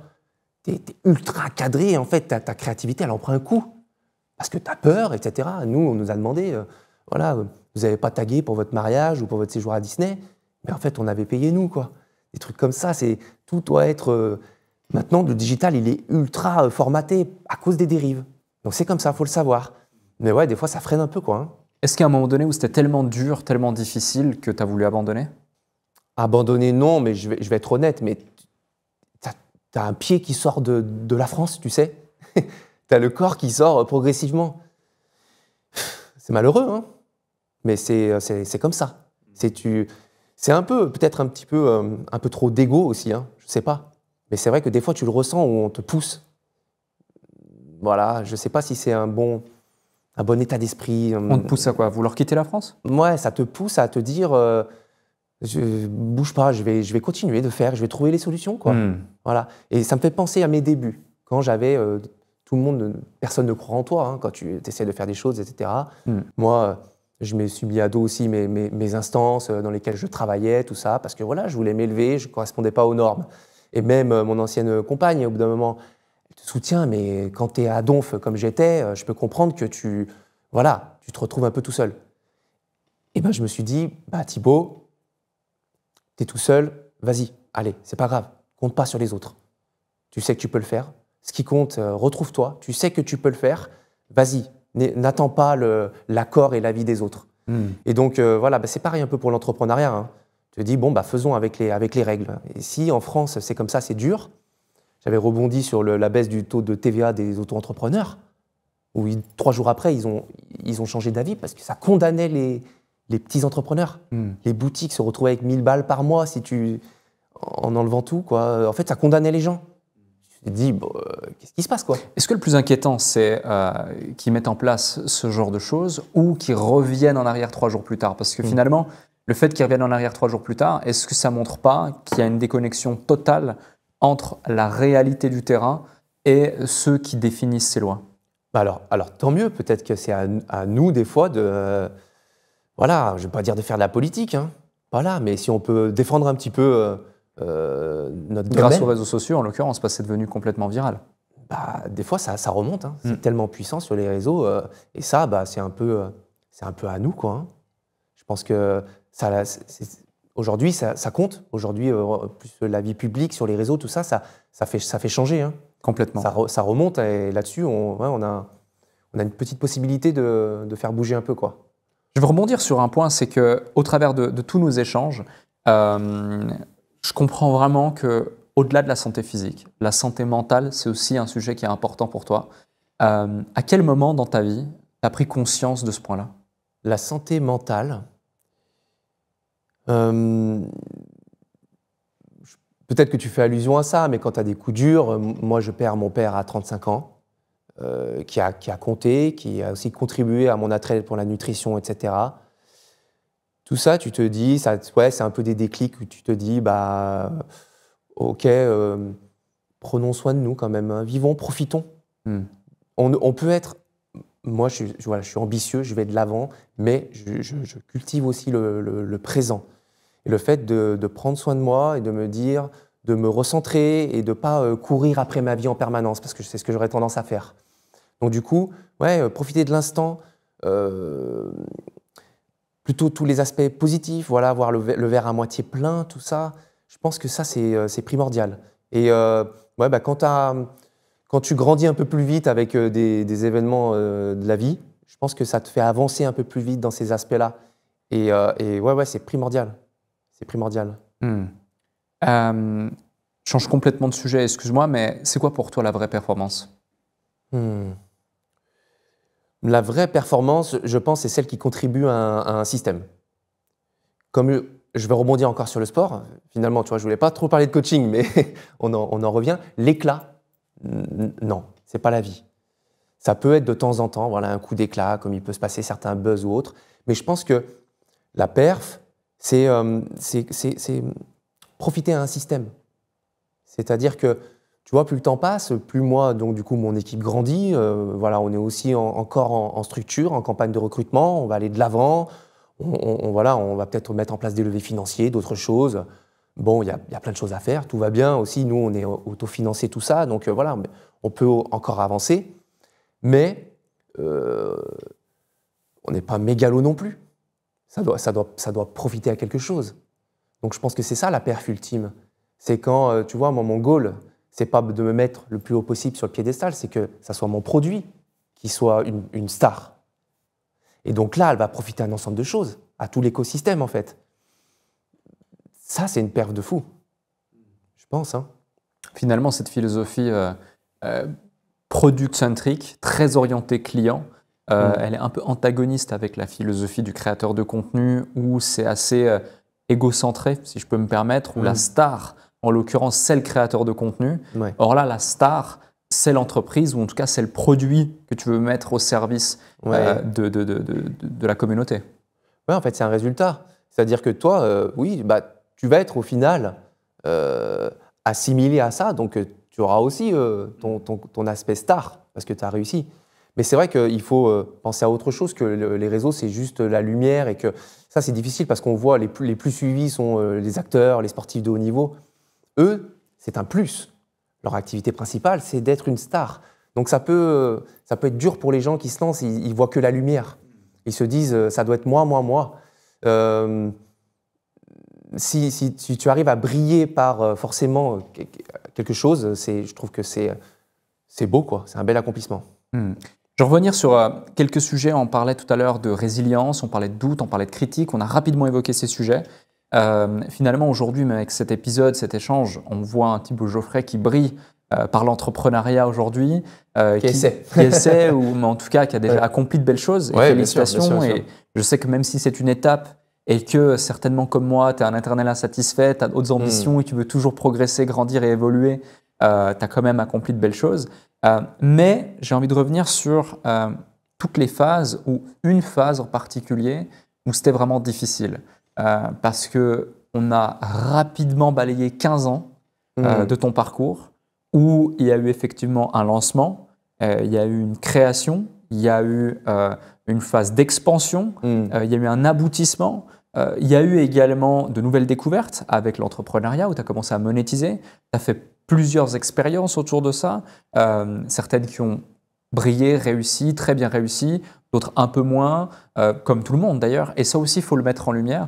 Est-ce qu'il y a des moments où vraiment tu as eu des grands apprentissages liés à des moments de doute, des moments de difficulté dans ton parcours entrepreneurial ou dans ton parcours de créateur de contenu, pour relativiser aussi sur ce qu'est réellement l'entrepreneuriat? C'est finalement résoudre des problèmes au quotidien. Bah, je pense, là, pendant que tu me poses la question, au fait que nous, en plus, on est dans un milieu où il y a des moments où il faut capter l'attention. Donc, en fait, il ne faut pas les rater. Donc, en fait, tu te mets aussi une pression permanente. Parce qu'en fait, tu as beau réussir à l'instant T, tu te dis, il faut que je continue. Et du coup, il faut que je capte le prochain moment d'attention. Et ça, au bout d'un moment, pression, voilà, au bout d'un moment, c'est un peu dur à assumer, quoi, à porter. Alors, c'est de mon devoir, et je trouve que c'est aussi le rôle des fondateurs, de porter tout ça, d'avoir la responsabilité, c'est toi qui dois assumer tout ça. Je pense que c'est important. Mais malgré tout, pression, quoi. Et ça peut, tu vois, ça a amené aussi des difficultés dans notre couple. Au bout d'un moment, ça a été aussi un peu compliqué, tout ça, quoi. Et c'est normal, parce qu'il faut apprendre à gérer cette pression permanente la prochaine campagne doit réussir, tout le temps. Et en fait, mon apprentissage, et c'est aussi la force maintenant de notre système, c'est-à-dire qu'on améliore le fait que ça soit pérenne, du coup, que ça se joue moins sur des coups d'éclat, sur des lancements réussis, etc. Et voilà, ça c'est un apprentissage. C'est-à-dire que tu peux partir de là, être un petit peu au charbon, être un système qui est un peu plus sur l'événementiel, et progressivement amener une solution qui vient aider les gens de manière un peu plus lissée, un peu moins basée sur l'événementiel, être plus dans l'accompagnement. Et donc ça te fait du bien. Parce que tu te dis, tu commences à avoir un peu les lauriers des efforts, et tu te dis, super, ça va continuer, c'est en place. Même moi, je peux avoir un problème. C'est là, quoi. Et donc ça, je pense que c'est quelque chose, mais il faut peut-être déjà être un peu avancé dans l'entrepreneuriat, quoi. Donc finalement, prioriser un système prédictible plutôt que de compter uniquement sur quelques moments clés dans l'année qui vont te permettre de générer un maximum de chiffre d'affaires. Peut-être au début, un peu plus sur des moments clés, et après, viser quand même un peu la pérennité. Comment on fait dans une niche, par exemple, comme celle du sport, où effectivement, on a le mois de janvier avec les bonnes résolutions, avant l'été, et puis peut-être un petit peu après l'été. J'imagine ces trois moments clés. 3, bien sûr. Voilà. Ça fait 10 ans qu'on fait ces 3. et comment on fait pour amener un peu plus de prédictibilité et de continuité dans un domaine qui a beaucoup de saisonnalité? Il ne faut pas mettre de côté ces accroches, c'est comme ça, c'est la vie. Il y a des tremplins. Et les gens, on est là aussi pour leur dire, prends-le ce tremplin-là, il est important, c'est normal. On a tous envie de se prendre en main pour l'été ou de se prendre une bonne résolution. Mettons pas ça de côté. Continuons de l'utiliser. Mais on a aussi la possibilité d'aider tout le temps. Donc, le système, il faut trouver des solutions pour capter l'attention en permanence. Donc nous, c'est beaucoup à base de la personnalisation. Tu vois, par exemple, on est les seuls sur le marché à donner des diètes personnalisées en fonction de la personne, des objectifs, du profil, pour n'importe quoi. Donc tu ouvres la sphère, tu peux toucher n'importe qui. Donc déjà, au lieu d'être trop niché au départ, de faire qu'un truc, ouvre un petit peu. Donc les objectifs, les clients, ouvre le persona, améliore ton produit. Donc nous, c'est via la personnalisation. Et ensuite, propose un système qui permet aux gens de découvrir tout au long de l'année, à travers la gratuité ou à travers les réseaux. Ça, c'est la base, on le sait. Voilà, amène 70% de valeur, de contenu, de gratuité. Et ensuite, le reste, fais un peu de promotion. Et puis, tu auras plus de gens qui feront la transition. Et bien ça, c'est de la réflexion permanente, de l'améliorer, de le mettre en place toute l'année. Trouver finalement ce dont les gens ont besoin et leur offrir toute l'année, en éveillant aussi le besoin et en expliquant, en éduquant qu'il n'y a pas que durant ces 3 moments de l'année qu'il faut agir. Oui, exactement. Avec la visibilité vient naturellement aussi la critique. On en a parlé rapidement. Tu as évoqué le mot injustice tout à l'heure. Est-ce qu'il y a un moment donné où tu as mal vécu la critique, où tu as ressenti une certaine injustice par rapport à cette visibilité, cette notoriété qui était plus devenue une sorte de cadeau, mais quelque chose que tu devais subir au quotidien? Alors, moi, c'est vrai que dans les étoiles de valeur, c'est beaucoup la liberté et la justice. Donc, il faut assumer que quand tu joues le jeu de la mise en lumière, des réseaux, etc., tu amènes ta propre justice, mais tu acceptes que les gens, ça ne soit pas la leur. Et ça va venir avec le temps et la sagesse. Ça s'apprend. Et au début, c'est comme le reste. C'est comme quand tu es contrôlé, tout ça, tu vas accuser le coup, ça va être dur. Mais il faut se dire, mais en fait, si c'est trop dur, non, c'est pas ta place. Donc tout ça, tu apprends, tu fais avec. Et c'est vrai que moi, j'ai l'aspect professionnel qui est quand même beaucoup présent. En fait, ça a été beaucoup un levier pour moi, tout ça. Donc du coup, j'ai un petit peu moins impacté en perso, mais je vais prendre du coup l'anecdote de ma femme, de Justine, qui elle a un peu plus l'aspect développement personnel à travers ses réseaux sociaux, beaucoup de partage d'empathie avec sa communauté, beaucoup le côté journal intime. Donc ça, elle a une très forte connexion avec sa communauté. Et ben elle, par exemple, elle n'arrive pas à gérer. C'est très difficile de gérer la critique. D'accord. Après 10 ans sur les réseaux, plus d'1 million d'abonnés, c'est dur. Alors elle fait comme elle peut. Et souvent, elle bloque. Donc ça, c'est son compte perso. Ça peut le faire. Mais sur ton compte de ta société, tu ne bloques pas les gens. Tu fais avec. Tu sais, c'est comme les avis Google. Regarde un petit restaurant vite fait, il va venir fighter contre l'utilisateur qui a mis un sale commentaire. Regarde les réponses des palaces. Le client a toujours raison. Toujours, on vient adoucir, trouver une solution. Voilà, ça sera peut-être un prochain client. Et c'est comme ça, il faut un peu faire avec. Et si ça te touche un peu trop personnellement sur ton compte perso, tu as la possibilité de bloquer et passer à autre chose. Je me permets de rebondir justement sur ce que tu dis sur la partie compte perso. Alors certes, il y a la possibilité de bloquer, mais au-delà de bloquer, comment fait-elle? J'imagine que tu en as déjà parlé avec, ou peut-être que tu l'as vécu, ou peut-être que tu en as entendu parler autour de toi, mais pour continuer à créer du contenu et pas être impacté négativement, parce que c'est pas les 1, 2, 3, 10, 100 même, peu importe, commentaires négatifs qui font que tu dois arrêter d'impacter positivement la vie de dizaines de milliers, centaines de milliers, millions de personnes potentiellement. Pour autant, quand je le dis, ça paraît évident, mais quand on le vit, ça l'est beaucoup moins parfois pour certains. Non, c'est dur, on a tendance à mettre l'attention dessus. On a un réflexe, par exemple, on a 100 super commentaires et il y en a 2 mauvais. Et en fait, tu as envie de répondre qu'à cela. C'est une connerie. Il faut se forcer et se dire, et il y a des trucs tout simples que tu apprends au début des réseaux, c'est que réponds à 10 bons commentaires avant de répondre à un mauvais. Tu vois, pour jouer cette balance, pour continuer de te dire, bon, il y a des gens qui apprécient quand même. Donc, tu vois, un petit truc tout simple comme ça. Et puis après, je pense que malgré tout, ça peut te mettre un peu en éveil. Ça peut quand même un peu t'apprendre des choses. Ils ont raison, des fois, les gens, de critiquer. Moi, je prends l'exemple. Maintenant, j'ai pris du recul, je le fais moins. J'ai des équipes un peu plus carrées qui font le taf au niveau diète et au niveau culinaire. Mais pour faire ma place, à un moment donné, J'étais torse nu dans ma cuisine, bodybuildé, en train de faire des pancakes. Ok, mais les gens, ils ont le droit de dire « Qu'est-ce qu'il fait celui-là ?» Tu vois, ils ont le droit de leur dire « Rhabille-toi, quoi, arrête un peu quoi, tes histoires. » Bah, j'en ai eu des trucs comme ça. Mais au bout d'un moment, tu te dis « Bah ouais, ils ont un peu le droit de me le dire. » Donc moi, je joue un peu le jeu, tu vois, t'endosses un peu le rôle, comme on disait. Mais il y en a qui c'est recevable, quoi. Donc ça, quand t'aimes et que t'es connecté et que tu regardes un peu aussi tes commentaires, il y a un petit peu d'apprentissage malgré tout. Hein. C'est pas que de la haine. Hein. Qu'est-ce que tu dirais à quelqu'un aujourd'hui qui veut se lancer sur les réseaux? C'est dur parce qu'il faut à la fois jouer le jeu des réseaux. C'est quoi le jeu des réseaux? Le jeu des réseaux, c'est qu'aujourd'hui, capter l'attention, c'est un combat. Et qu'il faut être borderline. On voit bien. Si tu joues pas le jeu, tu feras pas de vues. Donc, il faut bien se le dire que si tu te lances aujourd'hui, on est dans le borderline, on est dans le divertissement, on est dans le sexy, on est dans tout ça. Si tu n'es pas prêt, tu veux faire carrière sur les réseaux, c'est trop difficile. Ou alors tu vas vraiment avoir un coup de chance parce que tu vas prendre quelque chose qui a vraiment pas du tout été fait. Mais aujourd'hui, voilà, tu vois la plateforme que c'est. Les gens, ils sont plus sur les réseaux que devant la télé. Voilà, c'est dur, donc c'est normal. Mais j'ai un exemple là, justement par rapport à la télé. Moi, je regarde beaucoup les comptes de synthèse d'actualité sur les réseaux. Là. C'est des nouveaux comptes qui ont percé grave.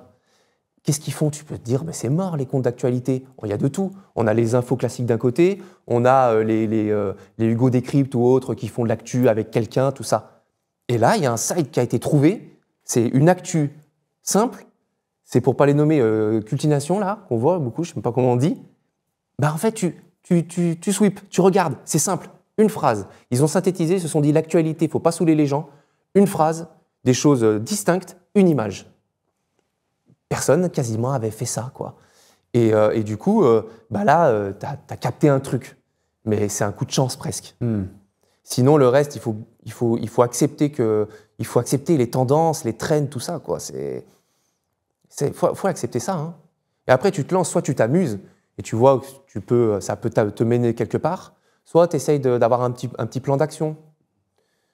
Mais voilà, ça ne va pas se faire comme ça. Hein. Donc ça, c'est pour la partie purement création de contenu. Mais en plus de ça, si à la base, tu es entrepreneur, tu dois aussi adapter ton positionnement à l'avatar que tu désires cibler par rapport à ton produit, ton message pour ne pas non plus passer ridicule, parce que tu évoques le fait du divertissement. Là, il y a une limite à trouver pour justement garder du crédit auprès de ceux qui seront potentiellement demain tes clients. Faut tester. Faut tester. Donc, il y a énormément de choses à regarder. Si demain, tout s'effondrait, tu faisais pas juste un reset de ton feed Instagram, mais de toute ta vie. Tu gardais par contre toutes tes compétences, tout ce que tu as vécu, toutes les expériences vécues. Qu'est-ce que tu retiendrais et comment tu le referais? Le point clé là-dedans, c'est de mettre le doigt sur là où tu es bon. Qu'est-ce que t'apporte la différence? Et souvent, avant de mettre en place le plan d'action, donc là, tu me poses la question, j'imagine que j'ai mes compétences. Je referais presque pareil. Et en fait, je trouverais un autre canal, un autre média pour diffuser. Parce que moi, par exemple, c'est les transformations, les avant-après qui ont fait effet boule de neige également. Je trouverais une autre façon de dire aux gens, regardez, ce que je fais, ça marche. Aide-toi de ton entourage. Moi, j'ai commencé à transformer ma famille. Ça a été les premiers clients. Voilà, donc tout ça, c'est de la base. Donc déjà, mettre le doigt sur là où tu es bon, et souvent, c'est trop dur soi-même de comprendre ça. Il faut demander autour de soi. Comment on te décrit? Et on a tous quelque chose de différent. On ne le capte pas, mais quand tu vas décrire quelqu'un, tu vas toujours le décrire d'une manière différente d'une autre. Et ben, c'est souvent une différence, une valeur ajoutée, où tu te dis, bah, tiens, ça, c'est peut-être quelque chose que je peux exploiter. Moi, pas dernièrement, j'ai un ami il y a plusieurs années qui me parle du paddle. Aujourd'hui, ça a explosé. Et du coup, il me dit, tiens, cette activité, bah, moi je suis du sport, tout ça, donc il m'en parle, il me demande, tiens, cette activité, il y a un boom, moi j'adore, c'est hyper connu en Espagne. Moi, c'était il y a 5 ans l'histoire. Et moi, je lui dis, non, j'y crois pas trop. Tu vois, c'est un feu de paille un peu le truc. Je suis pas fan. Je me suis bien trompé, tu vois. Là, je marquerai pas des points à qui veut être mon associé, tu vois. aujourd'hui, c'est un carton, c'est en train de doubler le tennis.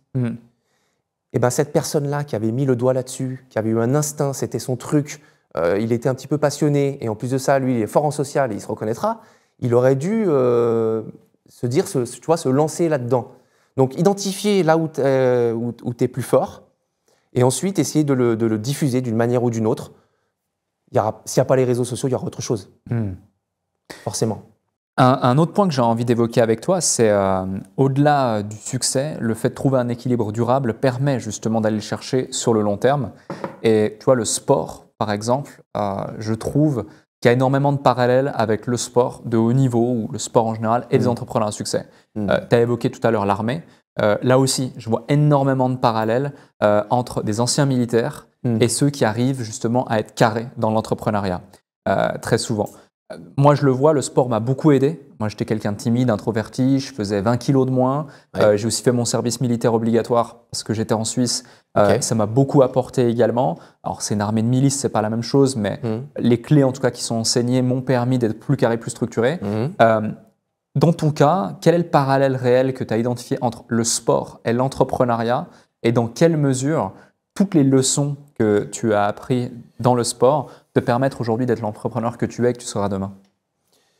Ça va paraître un petit peu bateau, mais c'est tellement vrai, c'est cette rigueur qu'il faut transposer. Elle est cadenassée dans le milieu militaire, et ça, c'est un peu, ça peut ne pas correspondre. Moi, ça ne me correspondait pas. Donc c'est comme ça, et ça peut être un peu dramatique des fois, de mettre un peu trop les gens dans des cases.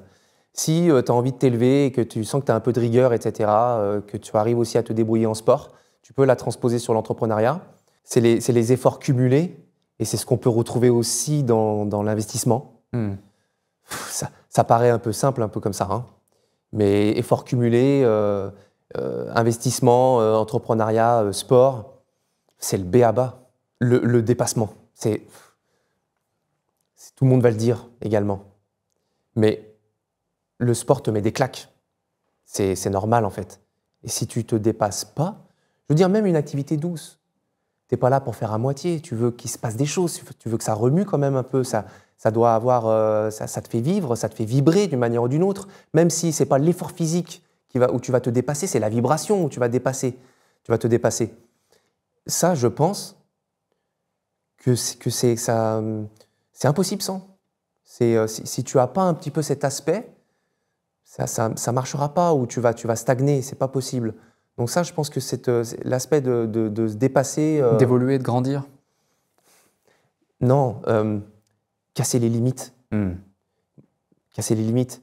Ça va paraître un peu, là je vais vraiment passer pour le sportif un peu classique, un peu trop violent. Mais moi je fais 10 heures de sport encore par semaine. Et je développe ma boîte. Il y a des moments où tu t'en peux plus. On l'a vu dans les films, c'est tout simple. Mais moi, toutes les semaines, il y a un moment où dans ma tête, je n'en peux plus, je repousse le moment. Tu vois? C'est plein de fois, tout le temps, que ce soit sur mon home trainer ou dans mes séances. C'est là, non, c'est fini là. Non, en fait, non, il y a quelque chose. Soit tu l'as trouvé, tu as réussi à passer le step, soit ma femme est venue m'encourager, soit j'ai mis une musique et je l'ai franchi, tu vois, j'ai franchi l'étape. C'est pareil dans le boulot en fait. Tu peux te dire là c'est bon, je suis coincé, j'ai atteint ma limite, j'ai trop donné. Il y a toujours un petit cran de plus. Alors attention, il faut doser, il faut gérer, ne pas finir comme moi, à avoir 1 an et demi les bras dans le plâtre.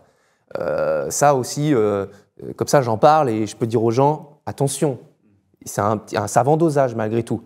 Mais moi, toutes les semaines, je dépasse cette limite. Voilà, je sors de cette zone de confort. Ça parlera aux sportifs, un peu moins aux autres. Je pense que c'est primordial. Est-ce que tu recommandes à tous les entrepreneurs de faire du sport pour ne pas s'oublier, pour se dépasser, pour cultiver en fait ce dépassement de soi qu'on a au quotidien? Il faut qu'ils viennent tous sur mon appli, ouais. Non, je veux pas dire que c'est je veux pas dire que c'est obligatoire. Non, ça serait. Non, je pense qu'il y a d'autres choses. Ouais.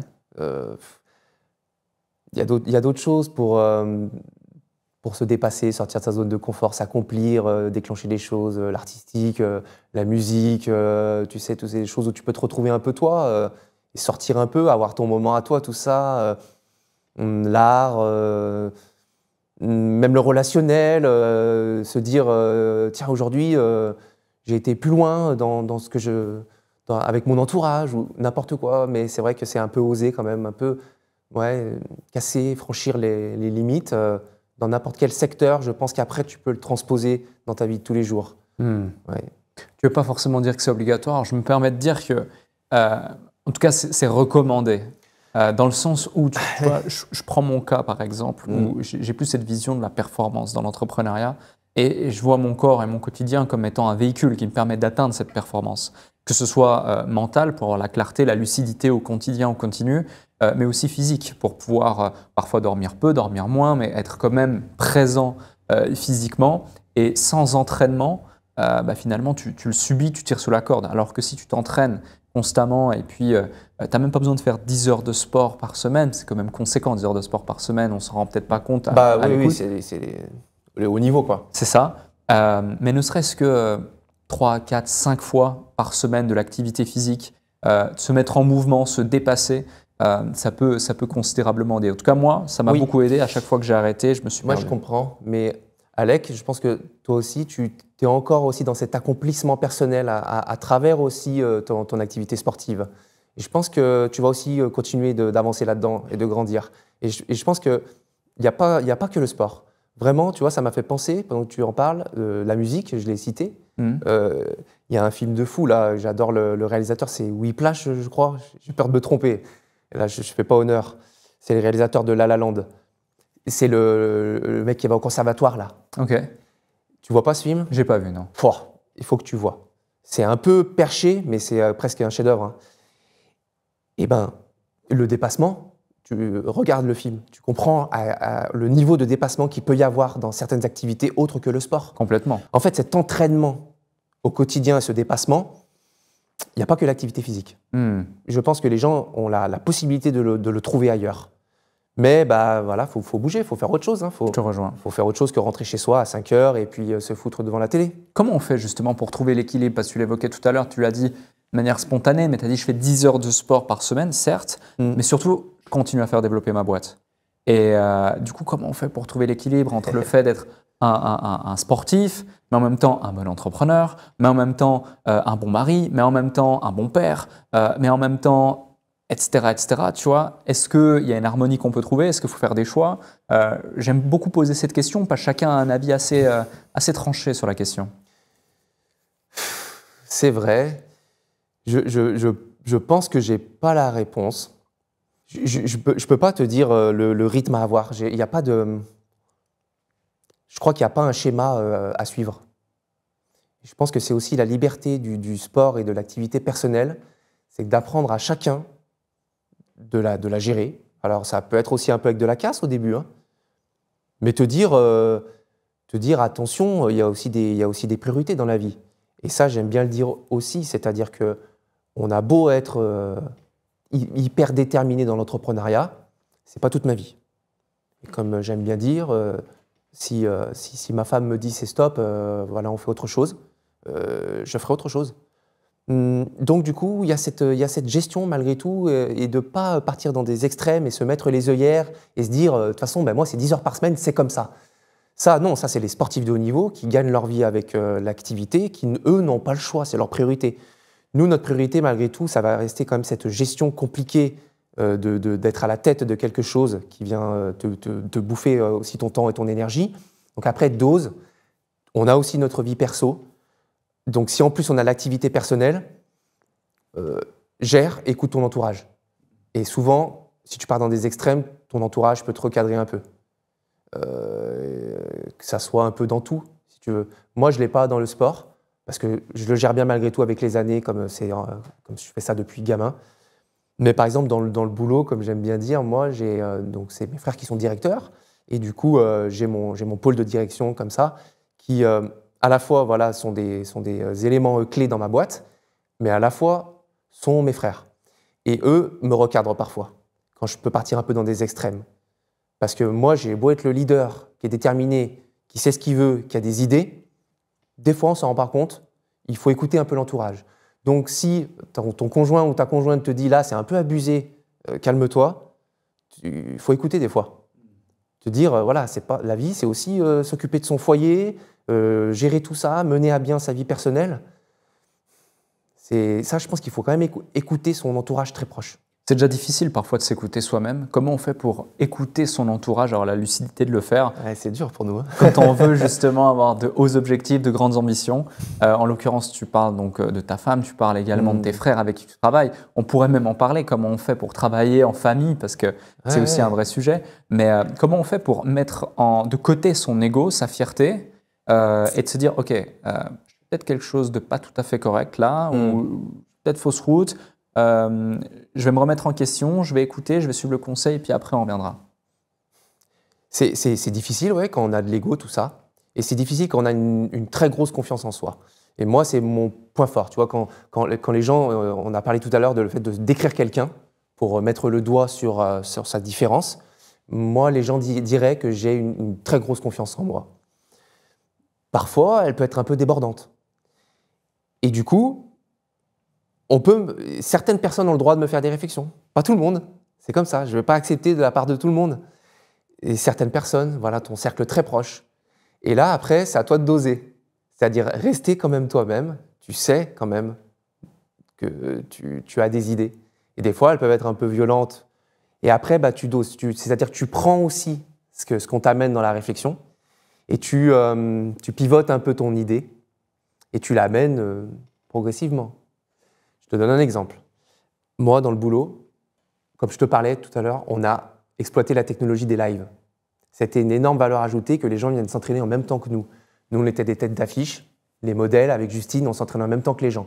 D'ailleurs, on s'est tellement entraîné, quand je te parlais du dépassement, il y a eu une année, on a compté, on avait fait une séance en live, un tournage intense de workout, 1 jour sur 2 dans l'année. Donc tu vois le niveau d'engagement. Bref, du coup, les lives, on repose notre système là-dessus.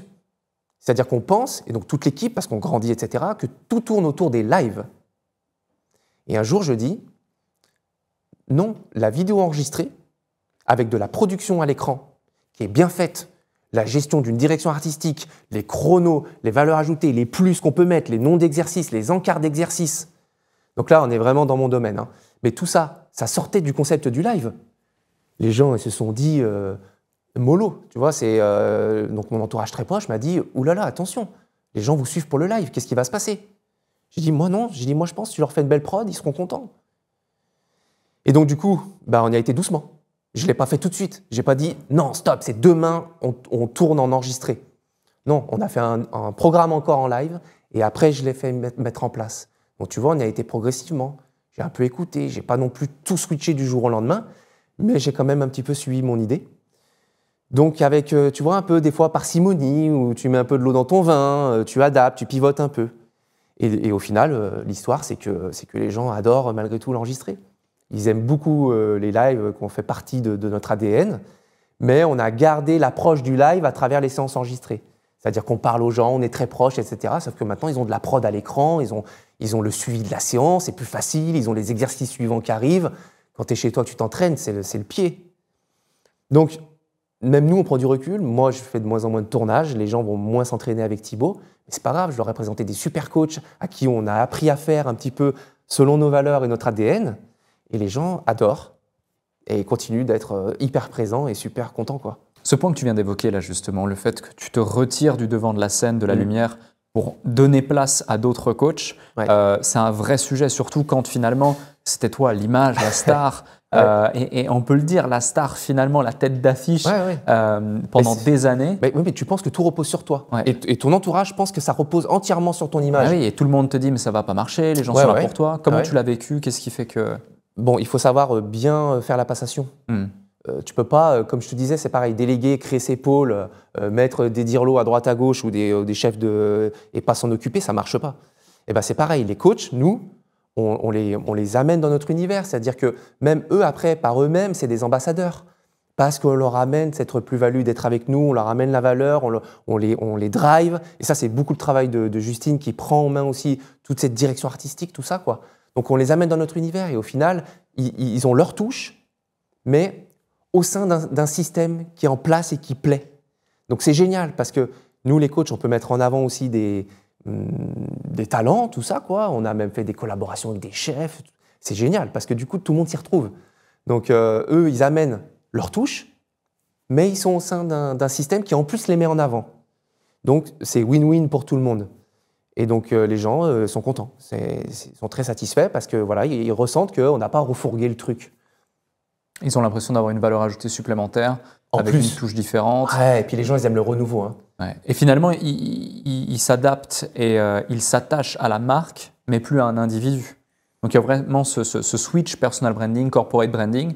J'imagine que c'est un vrai sujet aussi pour vous, parce que le but, c'est de créer une entreprise. Une entreprise est difficilement valorisable, ou en tout cas pérenne, si elle est uniquement personnifiée au travers d'un individu. Et c'est bien de garder des images fortes. C'est notre rôle, le rôle des fondateurs avec Justine. C'est-à-dire qu'on doit être présent. Tu vois, moi, je suis avec toi aujourd'hui, on discute de tout ça. Je suis présent avec le side un petit peu plus entrepreneurial. Justine, elle est un petit peu plus encore sur l'aspect réseaux sociaux, proche des gens. Elle vient partager encore son parcours, etc. Donc, on a encore nos deux images fortes, mais on n'est plus lié à l'opérationnel complètement. Donc, c'est très bien. Comme je te disais, c'est le produit qui est phare. Du coup, la valeur ajoutée, maintenant, c'est le produit. Et donc ça, c'est un peu la mission des gens où tout repose sur eux. Il faut qu'ils cherchent aussi à prendre de la grandeur sur tout le système. Et je rebondis, mais après ce reset global que tu as fait sur tes réseaux, est-ce que tu comptes revenir sur les réseaux, mais d'une façon différente, avec beaucoup de création de contenu, mais orienté entrepreneuriat par exemple, ou des choses ainsi? Je compte un peu profiter de mes réseaux. On va me prendre vraiment pour quelqu'un qui a vraiment fini son game, etc. Mais non, mais c'est vrai que j'ai déjà accompli plein de choses. Et ma question, ça a été aussi de me dire qu'est-ce que je peux faire encore. Hein. Tu sais, quand tu as accompli tous tes rêves, tu reviens aux bases. Tu as accompli tous tes rêves, là? Oui, en partie. Ça a été un problème pour me dire, tiens, c'est quoi la next step?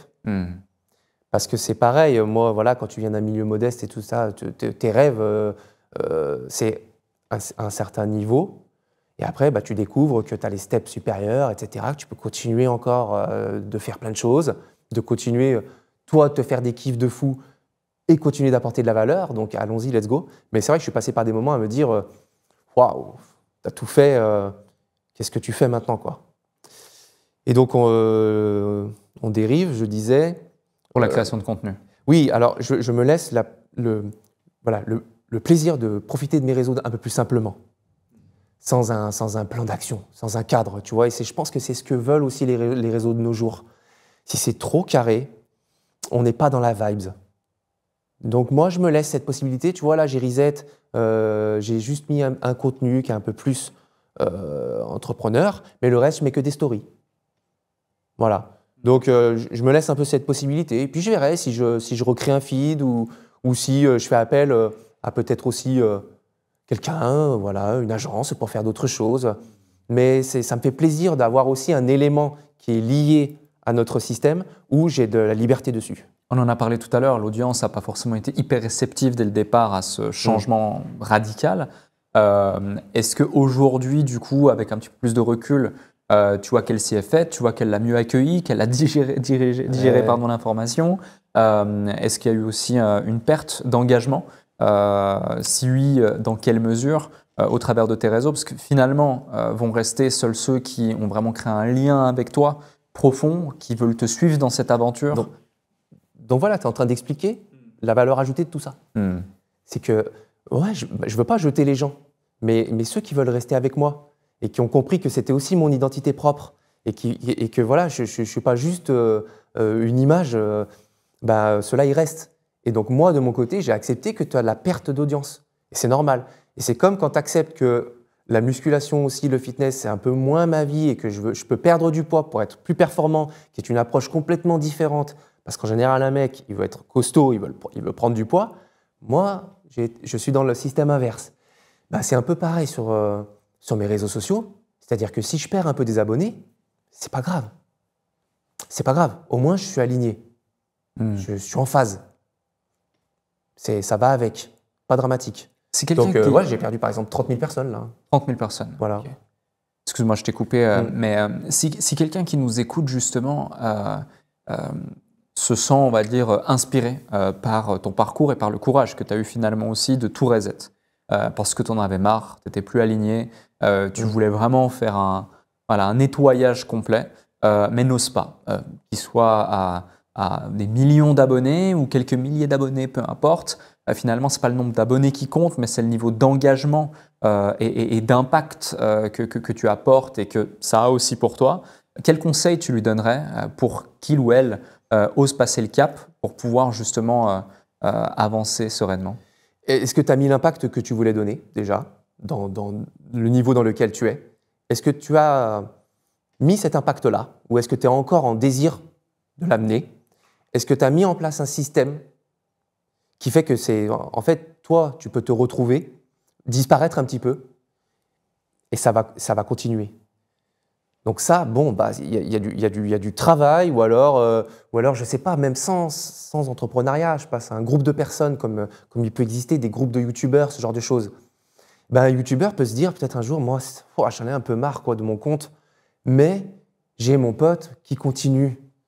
Il va se retrouver peut-être à travers aussi ce que fait son pote. Voilà, tu vois, c'est pas non plus abandonner, disparaître, c'est pas ça. Donc, est-ce que tu es satisfait de l'impact que tu as donné?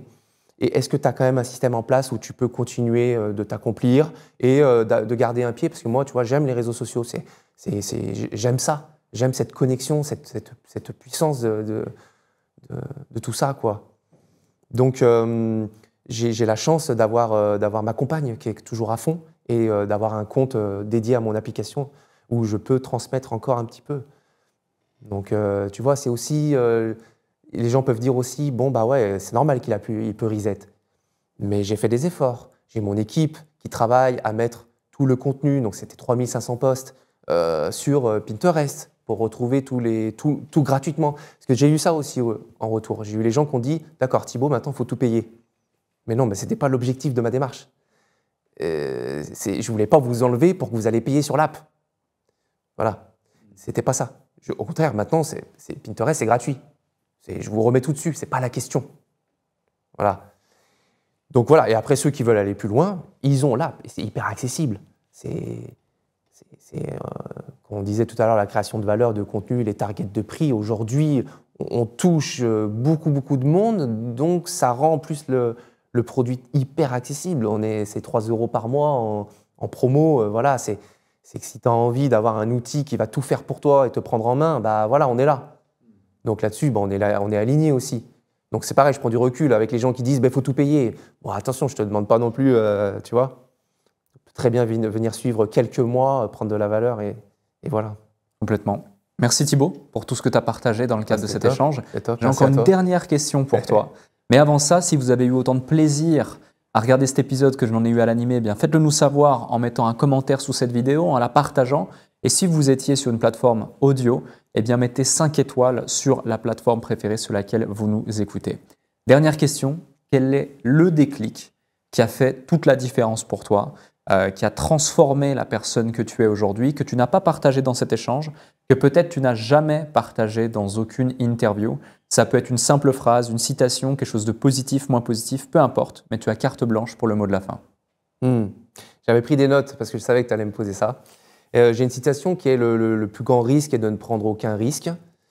Je sais plus de qui c'est, mais je pense qu'elle va aussi mettre en valeur l'échange d'aujourd'hui, où on a parlé quand même beaucoup de ça, de ces aspects de prise de risque.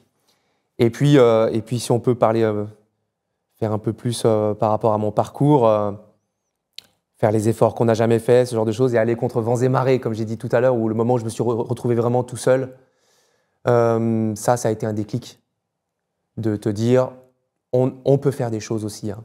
Même si on est à contre-courant et pas aimé dans l'instant, on peut compter sur soi-même et faire quelque chose. Et ça, c'est des moments un peu forts intérieurement qui te boostent. Merci Thibaut. Merci Alec.